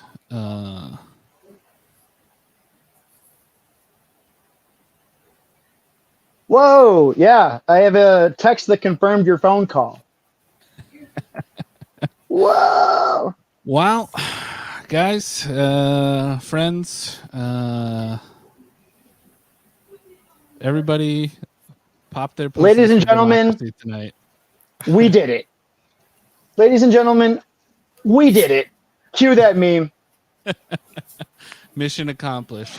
Mission accomplished, ladies and gentlemen. We fucking. Sorry, I haven't Joe. seen anything I'm so public sorry. yet. No. This is yeah, don't go like clipping this, everybody. But yeah, there was a concession call made. Wow. He just saved us from having Donna Calorio as mayor, and this is how you're gonna treat him, Lena? Yeah. Joe Petty did the right thing. They've called governor for Maura Healey. Surprise, surprise. Oh, I was really fucking shocked about that one. Shock. Gasp. Yeah.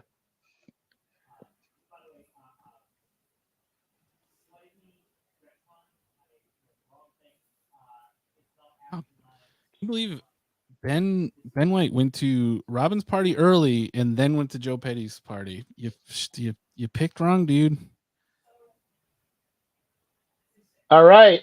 I got the yes, we can just say this. We can say this now. Joe Petty called and conceded to Robin Kennedy. Robin Kennedy has won the fucking nomination for the first Worcester State Senate race. She is a fucking lock. She's in. Petty's out. She kicked ass. Petty lost. Petty did the right thing by losing. He did us all a favor. Yes. And from my perspective, the right candidate won. Yep. For so many reasons. Yeah. Fuck yeah. Fucking now we're just out here popping our fucking pussies for Joe Petty. Pop your pussies for Joe Petty. Matt Wally's crying. Matt Wally's really sad. Yeah. He probably is. But again, I still don't see him doing anything in the community. Donna Calorio hasn't found out yet. Donna Calorio is too busy on the Stormfront forums talking about groomers, and she hasn't. Sorry. I wasn't saying anything important.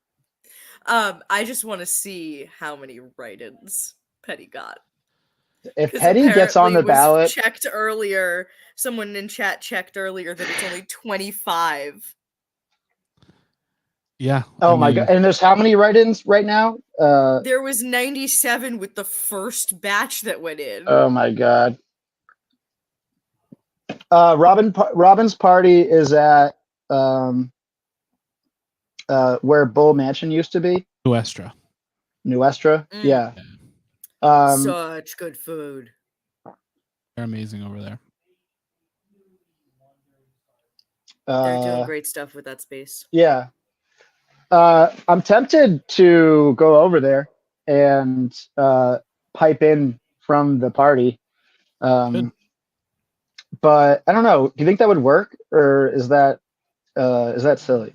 Is that stupid? Yeah, I'm worth a shot, right? I'm waiting on a message back from Attell about her joining us on stream. So yeah, we should probably wait for that. Yeah, we'll wait for that. But yeah, I'm sure she's got a couple of other interviews to probably do first. So yeah, Saints, we know she won because we were able to confirm that Petty called and conceded. Yes. And we're also part of the inner circle in Worcester. We're Illuminati. Yeah. This has been established. If you read any local publications, you should know that this show is part of the inner circle, and we have these connections that we've built up over the years of like working at Tweets and hanging out at the Hotel Vernon and like getting really drunk at Ralph sometimes. We've done the hard work over the years, and that's just how it goes. Yeah. Joyner Lucas.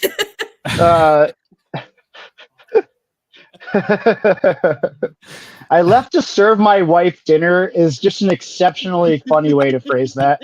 Like it's so sweet and it's so nice, but like that's a drill tweet, my man. Yes, absolutely. I left to serve my wife dinner, and now I come back to find that Joe Petty has conceded. That's awesome, dude. Yeah, that's a T-shirt.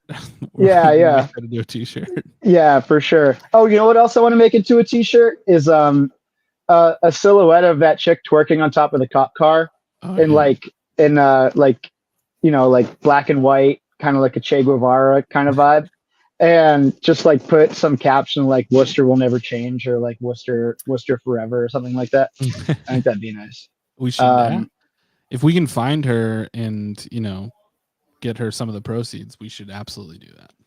Yeah, that'd be awesome. Yeah. Sorry, I was just checking my messages to see if, and everything's blowing up, of course, because results are starting to come in. Yeah. Well, but yeah, the reason why we know well ahead of it being reported as such is because both campaigns have their own runners at every polling station who take the results back as soon as the clerk's able to certify them. So they have their own count before any sort of count reaches the public. Yeah. And that's often how these things are decided. But I mean, the overall results are going to be really important, just to see like where the candidates did well and where they didn't do well. And from what I've been able to figure out so far, Robin did especially well in the towns, which makes sense because Joe Petty's campaign has really been like, oh, I'm good at the mayor, I'm going to be good at the state senate,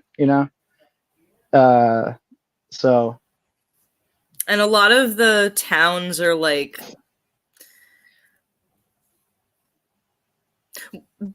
Worcester's the shithole of the neighborhood. Yeah. So I don't think they look too kindly on him being mayor, and it not really. Yeah, that didn't much. help him. Yeah. Yeah, no one outside of Worcester could possibly care about the Worcester Renaissance, and half the people living inside Worcester know it's a fucking crock of shit.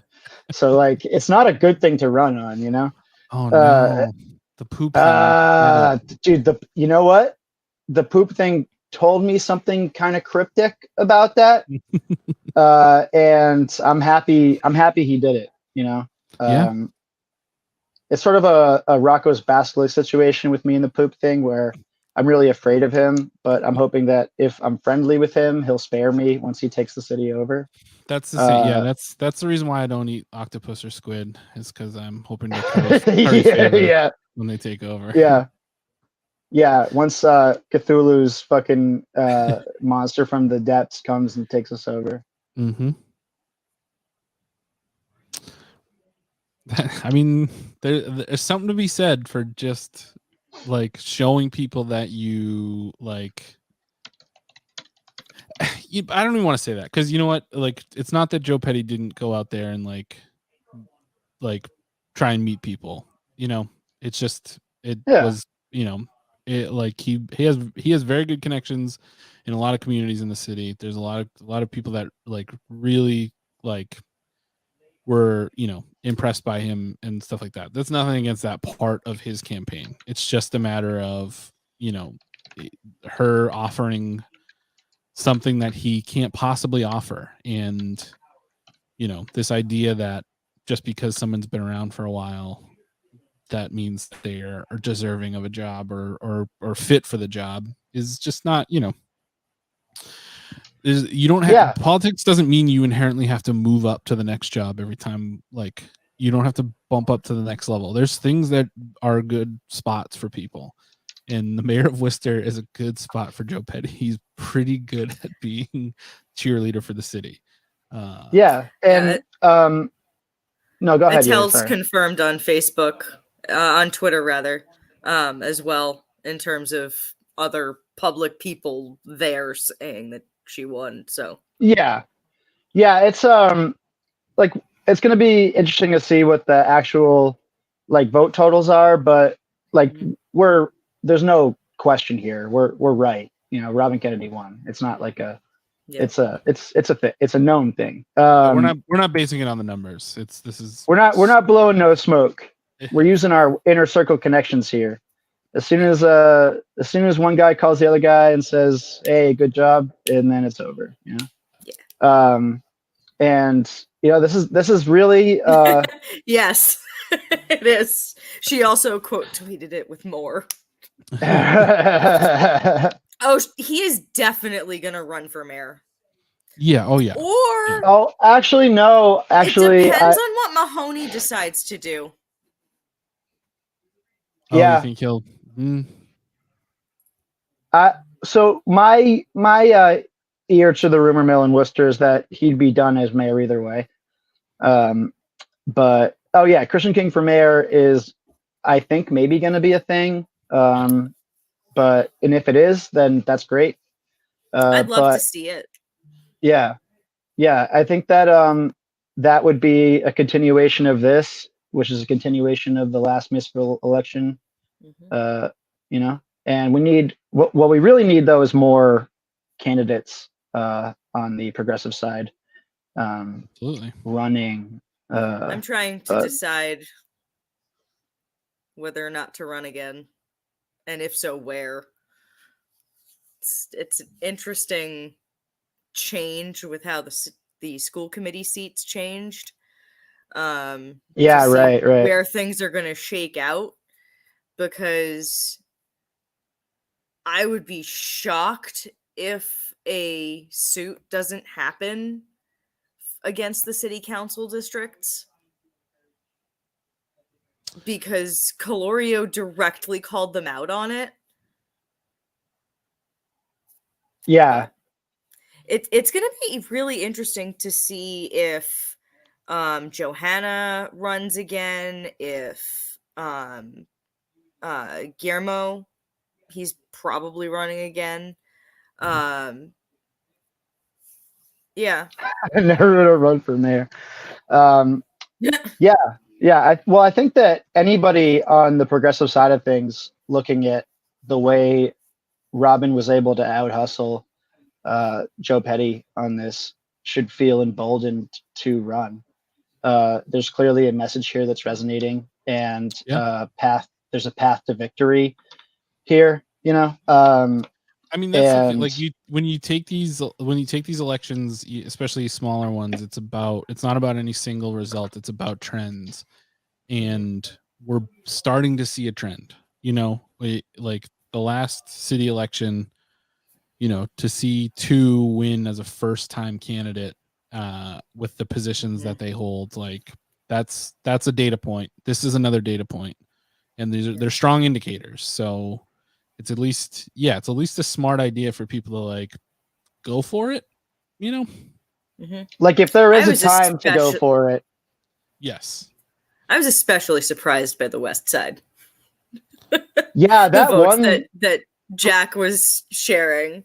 Yeah, that one precinct. Hatnick. Yeah, and like that's not. I don't know. I mean, that's something that I would have assumed Petty would have won just easily. Yeah, I wonder what I mean. That raises a lot of questions that are really interesting to think about, because what does that mean about the demographics, the age demographics, especially like who is voting now in these precincts, like that would flip, and, or you know what else it could be, which is something like kind of important to think about, is that Robin's campaign was really aggressive on direct voter outreach, whereas Petty's campaign was really sort of leaning on like the media element and like his status as mayor. And I think that you can't understate how little a shit people give about the mayor, you know? Yeah. How that really doesn't play into anyone's decision besides like a small group of connected people who pay attention to these things. Absolutely. I think that's important. And like the fact that she crushed in the towns, like kind of just says that all you need to know about that. Yeah. His quote unquote incumbency, his position wasn't a help, and that's the traditional like thinking is that it would have been. And and that's the thing is like he was running in the style of an incumbent, but he wasn't the incumbent. No, that's the thing, and that's kind he of was the just thing about it is like incumbent, the entitlement. I hate that word, but the entitlement of this is the perfect sense. I think people use it poorly very often, but like in this sense, like it felt whether or not he actually felt that way, it felt like someone running an entitled campaign. It felt like the field. Definitely. It felt like the field got cleared for him, and he was just going to walk on. Yeah. I don't. We talked Maybe about it a lot. Maybe internal numbers are the reason he stopped actively campaigning. What, a week ago? Yeah, I mean, he was still out there. He was just doing like they were doing events and they were doing, but it wasn't like the Joyner Lucas thing. I think maybe like was the last like public thing that they did, but they were out there. They were still door knocking. They were still going to community centers and stuff like that. So wasn't there a thing that they announced that they were stepping back from campaigning? Oh, I didn't see that. I don't know. No, I feel like I would have caught that. Or was that just the answer they gave to the debate that was supposed to happen in University Park? I forget who was trying to run that. Oh, yeah, maybe that's just what they said about that. Yeah. That's possible. Was that What's Up Worcester? Because I know he snubbed them. He did snub them. Yeah. No, the event was supposed to be that event was supposed to be at the senior center, which is double hilarious. Yeah, that's super funny. Oh, that was smart, actually. Okay, then I agree. Hey, Brian, what were you talking about earlier about comedy and just for fun, just jokes. Man, this is really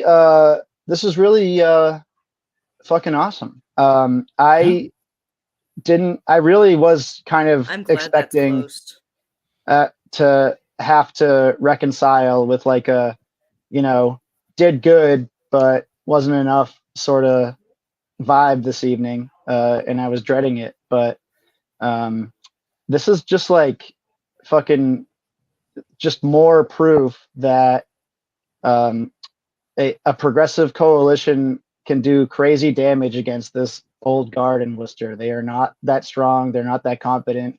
They don't really know what they're doing, and it's not some fucking David and Goliath situation, Yeah, no, and I think they've been slow to react to this new kind of like progressivism or people actually doing movement politics and giving a shit and having like a platform and a vision for how the city could be operated differently. It's crazy. Yeah. The only thing the Worcester City Council has ever had to grapple with is like the token Republican crank like Donna Colorio or Mike Gaffney, who they just have to tolerate and ignore. And I think they've been approaching this progressive bloc like something that they can just tolerate and ignore. Yeah. And it's not the same. It's not the same thing at all. They haven't treated it like a threat to their like position at all. And that's I mean, and that's this is the perfect way to put it. They can't. It's a modern approach. It's it's not just about like it's about what you're for. It's about what you're willing to do, and that's not how they operate. They don't ever talk to people about what they are going to push for or what they just talk about either what they're against or like their connections or all the stuff that doesn't really matter. Like I don't care. I've never met Robin Kennedy in my life. I don't really I don't care too much about what her personal life is like or anything like that. But if you're telling me what is important to you as a politician, then at least there's something tangible there for me. There's something I can grab onto. Yeah, right. And I don't believe most politicians are going to do what they say they're going to do, but these are all varying degrees of things. If you're willing to say more, then that means you're willing to do a little bit more, even if you're saying a lot more than you're actually going to do.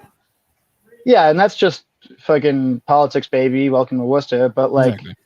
I mean, we have a little thing going on mirroring what like is going on locally in Boston, and a thing I've been thinking about a lot, especially since fucking Bernie got completely fucked by the party, is that like local politics is kind of the last place where you can do anything at all. Yeah. So why not try to do the most you can and push for the most left and progressive candidates that you can. Exactly. And it just builds from there. Like you talk about the national level politics of the Republican Party. If you think that it's not a direct line from the Tea Party insurgency, which was a direct line from them going after local politics, you talk about all these like transphobic, homophobic, misogynist attacks on rights throughout the country. Those are propped up by the fact that they hold local seats and can if you hold local seats when it comes down to granular things, even if they're national issues, even if they're national legislation, when you hold local power, you can cement that stuff. And that's I feel like there's been this surge from the Republicans really pushing their people to run for low seats like school committee and city council and different roles at that level, to start getting that ground game going. There's a number of organizations that are trying to start pushing back on that from a Republican. They called it. Yeah. Damn. Yeah. What, Galvin? Yeah. I mean, whatever. Just. Yeah, I think. I mean, even we see here on the state level, even on the state level, I mean, shit's not going to get the mass Democratic Party is not going anywhere, and the mass Democratic Party is not a progressive organization. No. And they kind of they fucking need a Republican to run against so that they look like Democrats, right? So I don't even see a path to getting some sort of serious progressive bloc there, school and library level. Yeah, Matt, that's right. Matt that's knows right. better than anybody.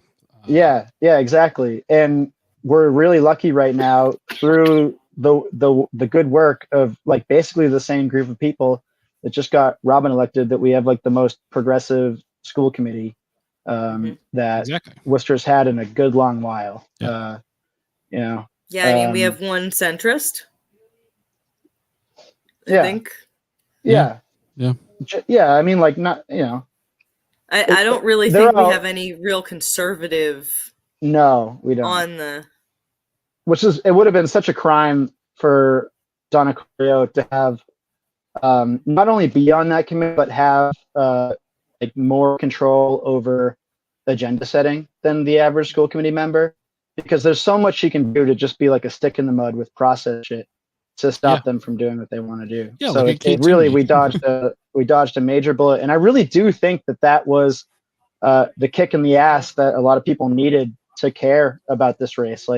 Just in feedback from my writing about it, that's the biggest takeaway was kind of didn't have so much to do with the race, but the nightmarish outcome of that woman being back in control of honestly school in some way. That is for people that are less connected less wrapped up in this stuff than we are. That was the thing that broke through for a lot of people I talked to. It was just like, oh yeah, well yeah, Donna Caloria will be mayor, and they're like, no, Yeah, right. Yeah, like like that was just like a one key little thing that Joe Petty didn't have a good answer to. Yeah. And oh, you know what? Markey endorsed Petty. I actually looked into this. Is because Petty endorsed him against Kennedy. So like he had to, basically. That was the deal there. That was the And deal. it was really funny because the Progressive Mass Coalition, which is like kind of working hand in hand with Markey on most things, like came out shortly after Markey endorsed Petty and was like, we disagree with this one big time. We're endorsing Kennedy. So it's sort of like everyone in Markey's fucking wheelhouse was like, no, we got to endorse Kennedy, but he just he had to pay back a political debt, you know? Although he really didn't, like, who cares about the Worcester mayor, you know? Yeah, exactly. He could have, but he probably just felt like he had to be a good fucking Democrat and play the game, you know? Well, I mean, he had a close challenge ultimately in that, and so I guess he can't afford to be like biting people that support him, especially because, as you said, not a lot of people endorsed Markey. He was, I think much more popular overall, but as far as like the establishment went, a lot of people were getting behind Kennedy. So I guess he probably made the calculation that he couldn't afford to look like that. Yeah. I think right. one of the things that may have hit that Markey endorsement in a negative way was Markey's other endorsement of the anti-abortion Democrat. Oh, wait. I don't know about that, actually. Yeah. Oh, yeah. There was a whole blow up on Twitter, I'd say a week ago. Interesting. I don't remember who it was. I missed that whole thing. But it was thing. one of like 2 or 3 anti-abortion Democrats in the state that have like actually elected. Well, that's kind of fucking stupid. Yeah. Okay, Markey. Yeah, I see you, Markey. That's really fucking stupid. Not that I'm under no fucking illusions that Ed Markey is like some sort of model, like progressive politician. Oh, he plays basketball. That's yeah. My friends who are more Democrats than I am really love the guy. I frankly don't see it. But don't endorse anti-abortion candidates. Just don't do it. Yeah. Ever. Don't even come close to that. Well, but as you will see, go ahead. As you will see with my history of problem pregnancy, that's going to be out when it's done. Long history of anti-abortion politics in the Democratic Party of Massachusetts. Oh, for sure. And in Worcester. Long history. Complicated history. These psychotic very Catholics. Interesting. Yeah, big time. Catholics, I confirm Catholic myself. I'm allowed to say it. Catholics, psychos. Mm-hmm. Irish American Catholics, the biggest psychos. Yeah. Mm-hmm. Yeah. I'm Italian Catholic. There you go. I can confirm. Same deal. Yeah. And it's going to take Massachusetts a long ass time to get out from under the combined forces of Italian American Catholics and Irish American Catholics, and the even more troubling Irish Italian American Catholics. Oh my God! Which another word for that is just townie. Yeah. Most of the people that I know, but this is really great. I'm gonna before I just keep rambling on about bullshit and getting in trouble, let's see if Robin wants to hop on for a second. Yeah. Attell did respond to me about 20 minutes ago when I confirmed the win with her, but she has not responded about her coming on. I'm gonna text Robin directly.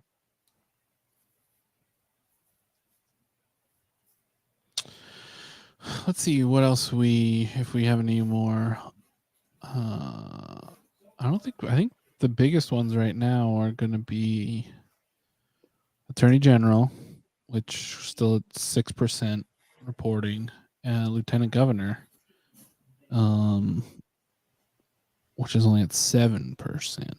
So we'll just keep on those for now. Wow.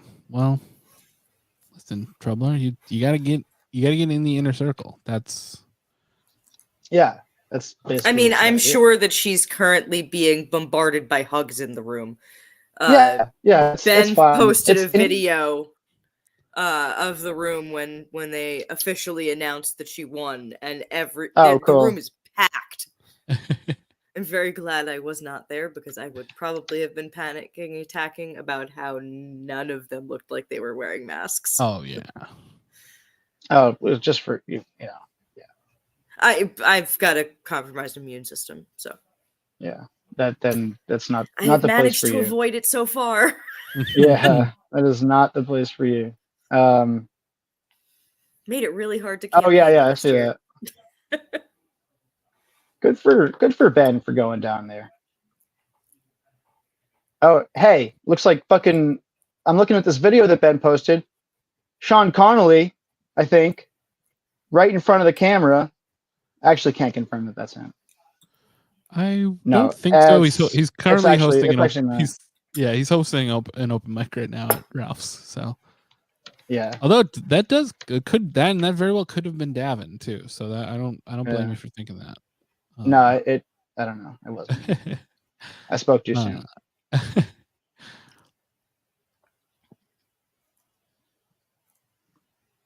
Ben made, but yeah, way. good for Ben for doing. I mean, he said he was going to go over there.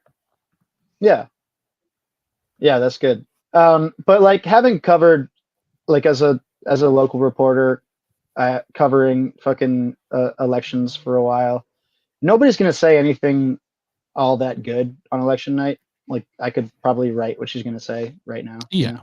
It would be nice to have her call in and just be excited, but we're not gonna get any like amazing content out of it. It's like, are you happy? And they're like, fuck yeah, I'm happy. What do you want to say? Then you call the other guy right now. And then Joe Petty's gonna say, it was a good race. I thought that Jordan Lucas would do it for me, and I was really looking at my fourth state pension. It was right there. But I'll be okay with 3. I'll be all right with 3 state pensions. At the end of the day, I was going for a record 4 state pensions, but I'm still a winner. Still got 3. So it's at the end of the day, so it's all fine. It's all good. Yeah, we sort of did broke that she won on Twitch. I think we might have been the first people to. Yes, we did. Oh, absolutely, we were. actually come out and say it, which is hilarious. And you were the first on Twitter, I think.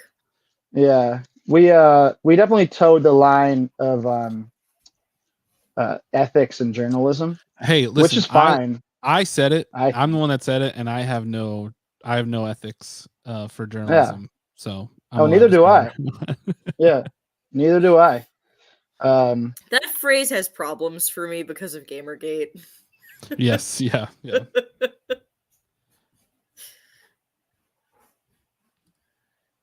Oh yeah, I meant that. I meant that in the least gamer. Is fine.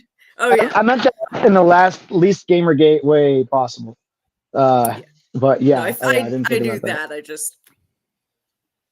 I need to be conscious of that when I write about journalism, to not use that phrase. It's about, because I'll just be like, it'll just be such a red flag for so many people, Mm-hmm. Yeah. But I'm not like that. I'm not one of those guys. Yeah. I was actually one of the people that was targeted. I was doxxed. No shit, really? I lost access to my bank accounts. There was no shit. Issues. They were considering changing my social security number. Holy shit. I'm sorry to hear that. I had no idea. Yeah. I Yeah, knew that was a was terrifying time to go through. One of my friends is Brianna Wu. She's in the Boston area, also a game yep, designer. Mm-hmm. yeah.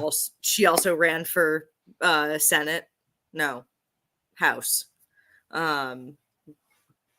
twice the last 2 elections. And she was also one of the people targeted. She had to move out of her house because people were showing up there, standing outside with guns. Wow. Cool. What cool people. Yeah, Gamergate was no joke. That's crazy. was Yeah, 2013. I'm learning in 2014. real time that people have other experiences with asthma. No, but I want to ask if I don't know if you feel comfortable sharing. Like, how did you find yourself there? What was the like? How did your involvement with that come up? I was on the board of the Boston Festival of Indie Games, and so was Brianna. And I was sticking up for her online, and so I got targeted. Okay, that makes sense. Yeah. I know a bunch of the people that got targeted. I was a volunteer at the Game Developers Conference, which it's for some reason considered the Illuminati of the game industry because we just end up knowing everything because we have people everywhere. You're in 2 inner circles. 2 inner circles. Wow. I don't know if I qualify as inner circle because I didn't get texts that you 2 got. So yeah, maybe soon. Should have got drunk at the Vernon.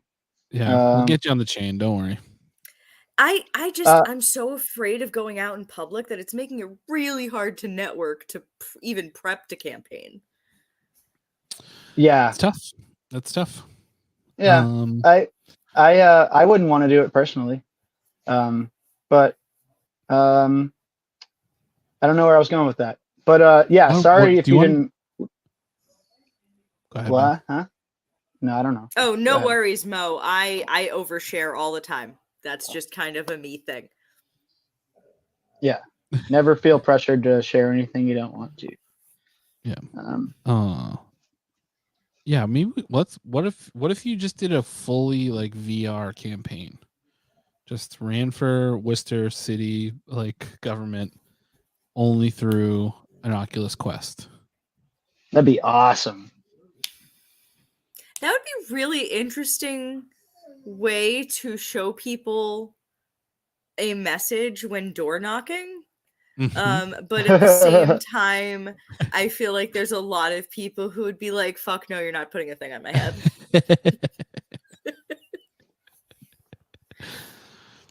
I was worth a shot. I really I'm trying to sell this Oculus Quest. Yeah. I definitely have ADHD. That's a diagnosis. The municipal politics video game would be so hard to pull off, but could be fun. I have no idea how to do it. So yeah, Robin didn't get back to me, which is fine. I could just go down there and fucking be a live stream robot, and just be like, "Hey, I'm on the stream. What do you want to say?" But that could also be messy as fuck, and it's gonna take really loud. Yeah. And really loud and stupid, and it's just a bad idea. It's just a fucking bad idea. Funny idea, very funny idea. Yeah, it'd be a funny idea. But yeah, I need like a unicorn riot like helmet. Go in there and just. Brendan has one apparently. Oh, that's awesome! Whole hookup for the GoPro. We could. Yeah. Lying dog. Stop lying, dog. Don't always point out that I'm lying all the time. But I don't know. Do we have any more thoughts on this? She also barks when we're talking about angry people we're angry at. So. Oh, she can feel the energy. Yeah. That's why she barks so much during the city council meeting. Yeah. So we're so friggin' pissed all the time. No, I mean, I think listen. What are you gonna say? I just saw the most updated results, and Kennedy was up like I already forget. It was like 53% in Worcester with 32 out of 38 reporting. So like not a small margin even in Worcester. Like she's gonna. It looks like unless there's a huge swing in the last 8 districts to report, that she's gonna win Worcester outright. And it's not even like that she That looks held really tough nice. in the mayor's district and took Yeah. the towns, which I thought was the only path to victory here. It looks like she's going to have outright won Worcester, which is really important when you think about Kennedy's campaign in the context of a movement and of like a left challenge to the status quo in Worcester. That the mayor of Worcester, that's like closely tied to this Renaissance narrative, uh, it can be beat by somebody who's a first-time candidate. That's crazy. Yeah, That's absolutely absolutely. bonkers. That's fucking bonkers. I'm gonna take her out before she shuts my laptop off on me. I was Go like for it. trying Yeah. to not interrupt, but I'll be right back. Cool. Yeah, I mean, I like, listen, like it's seems like there's a path here. There's a call for people, anyone that's on the fence. Yeah. Go for it. Right. You won't it's not a fool's errand. You're not gonna get embarrassed. Yeah, this is Yeah. And there's a big network of people that are very willing to help. You won't be on your own. Yep. And that might be a worthwhile thing to address. And when I write this up tonight and tomorrow, is it like, it wasn't just Robin like on her own. Like No. the campaign was like a lot of volunteers that wanted to see something better for Worcester than what they were being offered with Petty.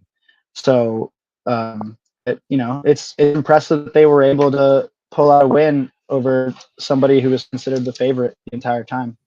That's just really cool, and I'm really stoked. Like this is extremely exciting and not as surprising as the gains made in the last municipal election, but definitely surprising. I really was prepping for how to think about this and talk about this, like, good effort made by all, and impressive that we got this many votes and did this well, but and I think the whole time, because I think going back to when she got the endorsement from the Murray crime family and Deval Patrick, like like I hot take like said she was definitely gonna win,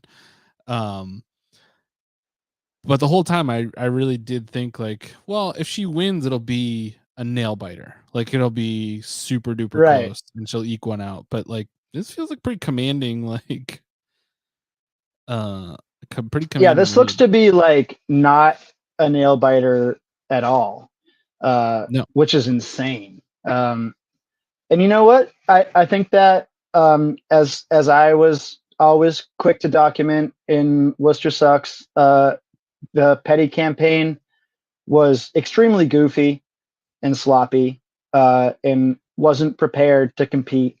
And Robin just was just better at campaigning, and at the end of the day, that's going to beat name recognition.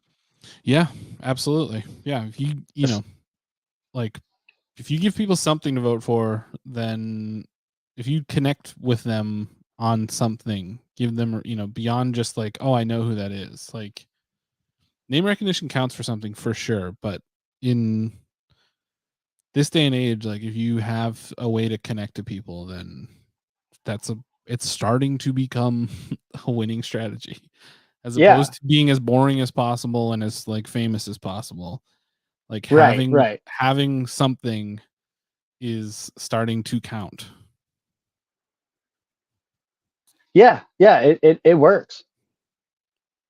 And it's just fucking, it's so sick.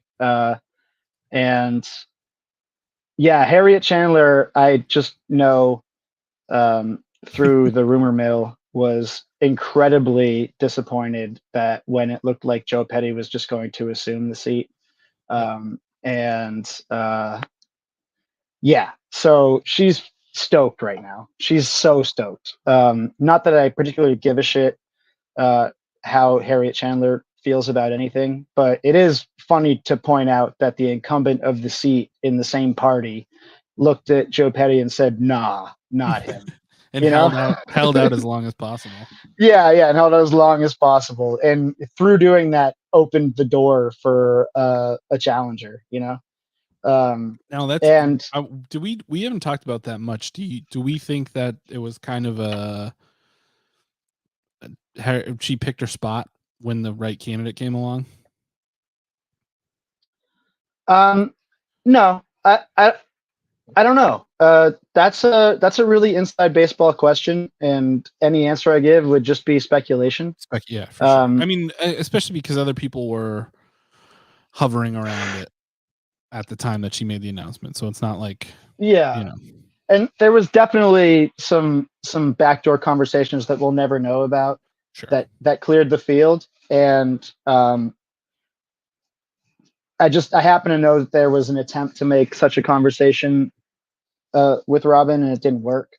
And that's kind of what makes this campaign special. Win or lose is that it didn't get decided inside the party before it ever came to public. Like it got brought to a public contest, and the public was allowed to weigh in, and they did in a surprising way, and that's awesome. And I think that just as like voters in the state, we deserve more of that. And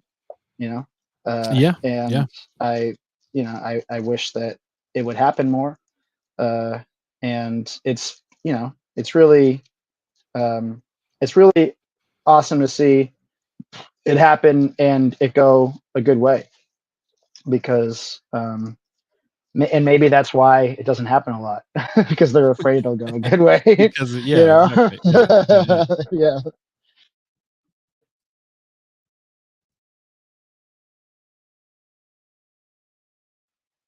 But yeah, I don't know. I don't know if I have anything else to say about it. No, I mean, it was fun. I think that the only other races that are outstanding right now that are of any interest to us are Attorney General and Lieutenant Governor.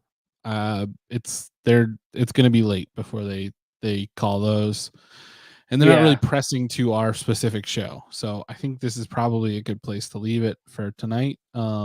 This is a great result. And we'll hear more in the coming days. I definitely think that it's everyone is like, I'm excited to see how excited people are. It's not just that a good result. I'm excited to see how excited people are about it. Win, lose, or draw, like whatever. Like so that's a good sign. For our purposes, like this is another data point. This is the beginning of a go ahead. We might be getting Robin on. Okay. Oh, cool. All right. Well, let's hang out. Let's definitely hang out for that. It'd be awesome. Yeah. But yeah, I mean, I think that I promised I wasn't going to be lying. I promised what I was about to say wasn't lying. That like it feels like the sort of entrenched Democratic Party and like just like political power is something you can't do anything about, and it very much is that way on the national level and on the state level, pretty much. But on the local level, Len, this is pretty much a local race. Sure. You can actually put effort into giving a shit and see it be rewarded. And that's and that's crazy. There is something to be said about like doing our part for those bigger things, and like this is how movements build steam, is by people focusing really hard on the things that they have more say in. And if we have a little more control over this race, like Right. we have the ability to elect people locally that we are in support of, not just like holding our noses and voting for. And so that helps us in the long run and on a bigger on a bigger like scale, like build that momentum or that movement or whatever it is, even if it just insulates us from bad things happening to a small degree. Like it's worth it, and it's worth fighting for, even just within the city. Yeah, I think that's part of why folks are so disappointed in Quentin's endorsement of Andrea. Yeah. Yeah. That sucks. That's obvious, trading and jockeying, same with fucking what's his name, Markey endorsing Petty permanently. Yeah. This is that's pretty crazy. I mean, not crazy. Damn. Yes, but he ran out of his church fund. He ran out of the drug money. That sucks. We had ramen at Broth once and never went back. Yeah. That's been closed for a while, I think. Yeah. Yeah, I never bothered to go to Broth. I went to Hangover one time at like last call, and there were two like maybe 18-year-old girls in there and 4 bartenders hitting on them. And I was like, dang, this sucks. So I left. And that's my Hangover pub story. Great real estate though. Somebody somebody should be an investor for Mama Roo and give them a Green Street storefront. Yes, please. That would be fucking awesome. Or give Woot Nanny a storefront, and then we just permanently park Mama Roo there. Yeah, hell yeah. She's in the middle of an interview, so we'll have to wait for her to be done with her interview. End it and get on the important interview. That's okay. Spectrum. Okay. She's on Spectrum right now. I love Spectrum. Great people over there. We've done a lot of great stuff with them. We got much bigger reach than those guys. Come on. Oh yeah. Spectrum. Recently, they've been picking up. No, they've been doing really good coverage of things lately too, and like really getting out and like finding interesting things. Oh, I'm Bryan. Give me a job at Spectrum. Mostly that. No, they can't afford me. Yeah, sick. Yeah, they can afford me. Just kidding. No, you can't. They cannot. Yes. Their internet does suck, and we need to fucking take it back from them. Yeah, destroy them. Yeah. That would be fucking awesome. I've been reading a lot of environmental academic environmental literature to make me hate everything even more. And Germany, big movement in municipalizing municipal control of energy companies, and that'd be really cool to see happen here. But we're about 40 years away from that. Yeah. Listen, hey, we're just getting back to people liking unions, so we gotta exactly keep that rising. And I'm so happy that's coming back. Now it's just time for the Democratic Party to allow the people who work for them to unionize. Yeah, right. Money where your mouth is situation. Right? Oh, it's so great for Starbucks. Not Matt, for. Matt, did that really speak to you, Matt? Yeah. I just finished that How to Blow Up a Pipeline book. Now I'm reading some Naomi Klein.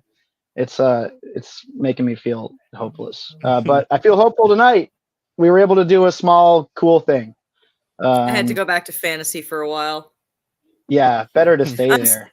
I'm still working on Matt and I were talking on Twitter about what we're reading over the weekend. I'm still on book 2 of Stormlight Chronicles. So they're long books. They're like books. The first one's 45 hours, the last one's 78. And that's just what's released so far. And there's 4 in a progression of longer. Matt, I know. I follow you on Twitter. Hold on, guys. I gotta go to make a pee. Yeah, do you want to definitely keep your microphone on, or what's up? Yeah, I'm gonna learn from my past mistakes this time. It might be the first time I've done that. It's a new thing I'm gonna try out. It'll be right when Robin comes on. Like, what's that? Yeah, She said right. yes. All right. Yeah, Bill, run now, Okay. and Yeah. we'll get her. Mo, no, I didn't, because they're just my husband's copies of the audiobooks. We have it DRM free, so. My mom just gave me back all of my my Redwall books from when I was a little kid, so I'm pretty psyched on that right now. If anybody doesn't know what Redwall is, it's a world of mice and rabbits and ferrets and badgers that fight each other violently. And I don't know why I was allowed to read them when I was in 2nd grade, but I was. And I own every book in the series. I was a very cool little kid. Yes, there's a Twitter account that's just descriptions of feasts from Redwall books, and they're incredible, and they're all like just vegetarian like meal. It's Is it like George R.R. Martin's meal discussions in Game of Thrones? but honestly better, like really Wow, just truly okay. incredible, right? This writer, he was an unbelievable writer and chose to just deal in children's fantasy literature. It rules. So read books, support your local libraries, read violent rodent fiction, I would say. Hell yeah. Hey, Matt, I'm going to be in the library for like a month straight if I get the time or money to do my History of 290 project. That's going to be so sick. Where the fuck is my piss jug? I have a toilet. I have a whole apartment, and there's a toilet in it. He's an adult. I'm a goddamn adult. I'm a goddamn adult. Way of the road, bud. Yeah, who has send some depressing. comments for Robin Kennedy? Yeah. Throw some out there. We'll throw some cues in. Woo! Yeah. But I promise you, it's not going to be. Not going to be the lieutenant governor one. I'm very disappointed in. What are we looking at for that in terms of? Let me open it. Let me just open it up, so I'm not read it. It's Kim Driscoll in the lead, 45%, Lesser 36%, Gouveia 18%. No, I never got the answers. Hold on one sec. Yeah. I never got the answers to those questions, and it actually was a consideration for me in the vote today. I thought about just tearing up my ballot because I'm disgusted. I'm disgusted that you couldn't answer a simple question after I was promised an answer. What was the question again? What would you rather fight? 20 duck-sized Candy Merrill Carlsons or 1 Candy Merrill Carlson-sized duck? She is on her way on. Wonderful. Attell just asking me what the steps were to sign on to it. So right. Oh, it's real. So they have the link. Yep. Man, I sent it to Attell. See, you're getting phone calls. That's awesome. You're in the inner circle. That is awesome. All right, now let's be good interviewers here. One question at a time. Yes. We got it. Who wants to run point? I'll run point. Want me to run point? Sure. I'm not running point. Okay. You have a relationship. I'll run point. Yeah, we have a relationship. Freaking texting her. Just kidding. Just kidding. I have too much ADHD tonight to run point. I keep losing track of what I'm saying in the middle of what I'm saying. Wow. Yes. Jess just get in here. Pop to Benny. She's Robin, freaking why out. are you so perfect? Robin, what makes you so beautiful? That's a great question. Both great questions. Yeah, she's not had any formal plans that I've seen on public transit besides keeping the WRTA free. But she's identified the issue as one she really cares about. It talks about it holistically in the context of environmental and equity problems, which is important. Joe really couldn't do that. He was like, the bus, people like it. We might keep it free. We might not, but we'll just have to study it. Yeah. The study it thing really bothers me. Yeah, it's like... I saw it firsthand, my first interactions with the city working on the dog parks. They spent $300,000 on the design for these dog parks, and then didn't listen to any of the recommendations. Here we go. Hi, Robin. Hi. Congratulations. A little quieter space. Sorry. No, you're fine. Yeah, no, we can hear you great. Okay, great. And thank you so much for coming on.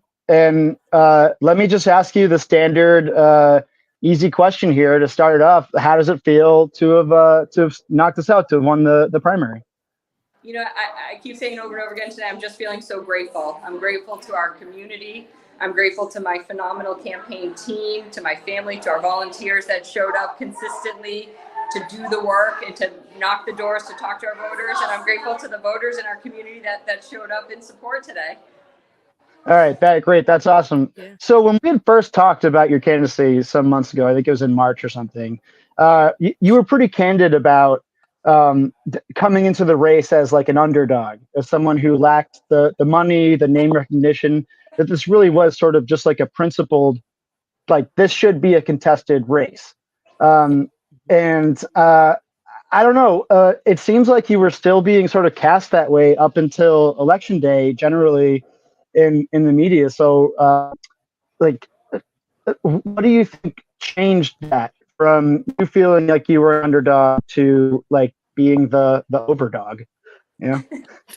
Yeah, I mean, you're right. I said that, you know, in a democracy, there's no such thing as anointments, right? And so we deserve to have conversations. We deserve to hold all of our candidates accountable, to ask questions, to be heard, and to be able to make the case. And so for me, it was about, you know, the campaign strategy. We put our head down and we just got out across the district and just talked to voters. You know, I said I knocked over, I've lost count at this point, but well over 6,000 doors myself, just every day, talking to voters and listening to them and making my case. And we had we were able to build support that way, and we were able to call them over the last couple of weeks to make sure that they were either voting early or getting out today. So that's really that's great. The strategy that works. So you followed up with every door knock, every voter you talked to?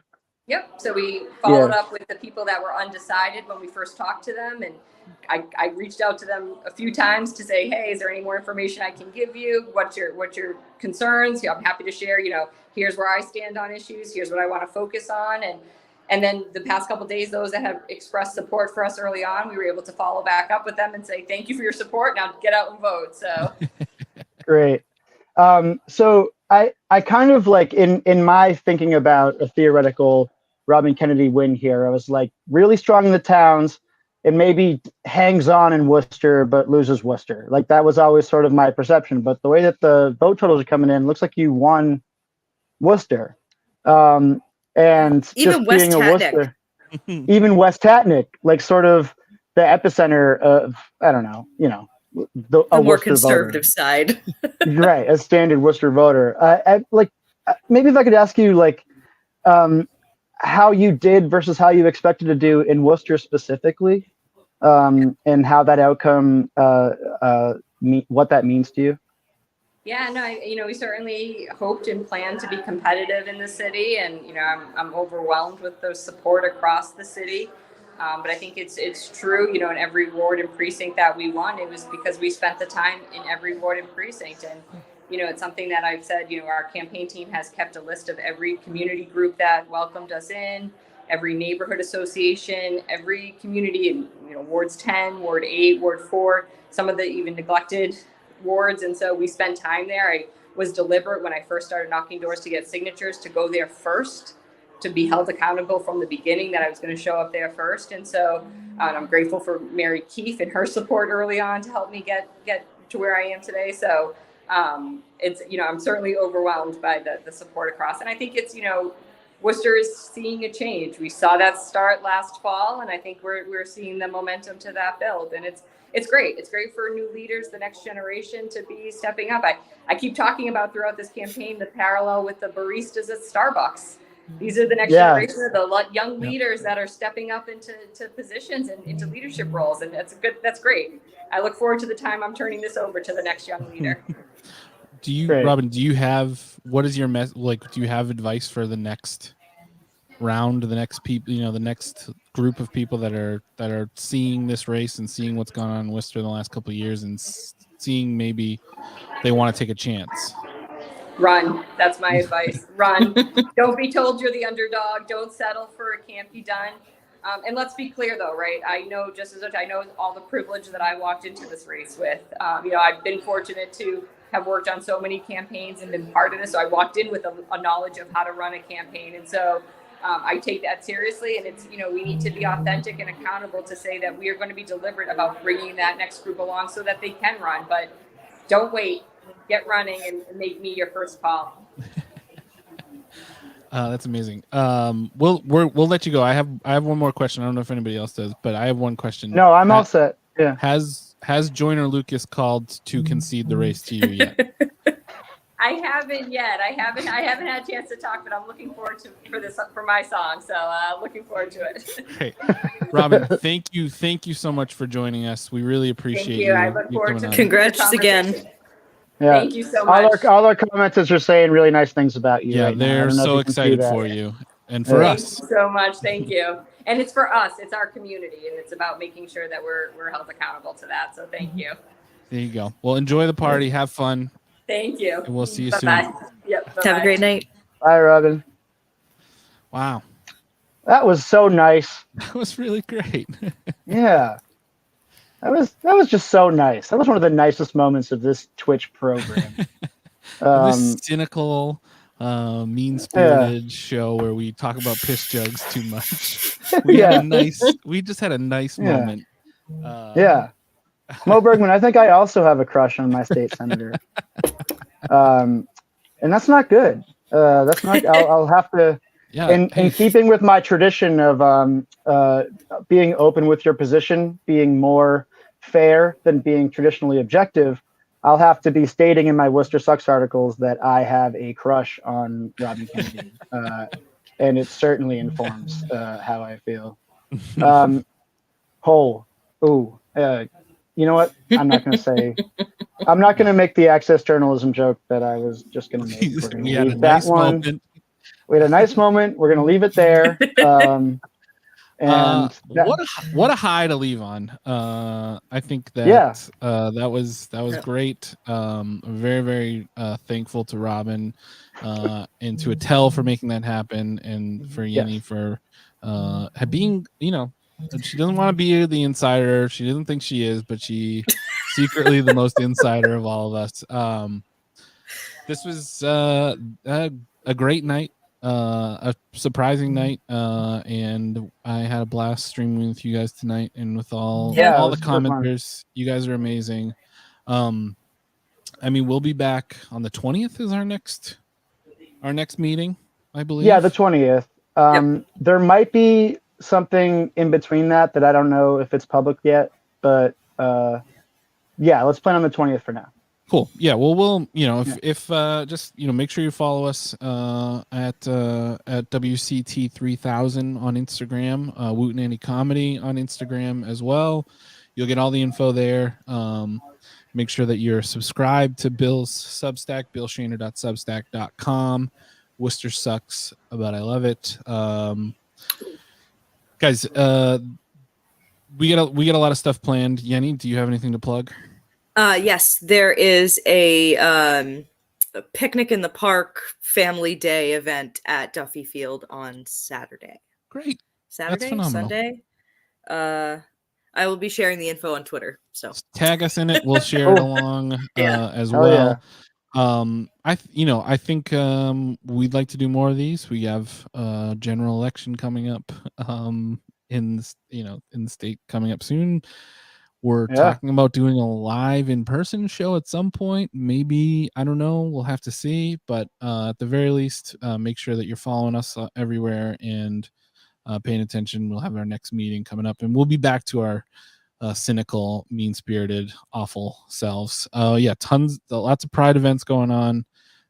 So please make sure you guys are getting out for all of those.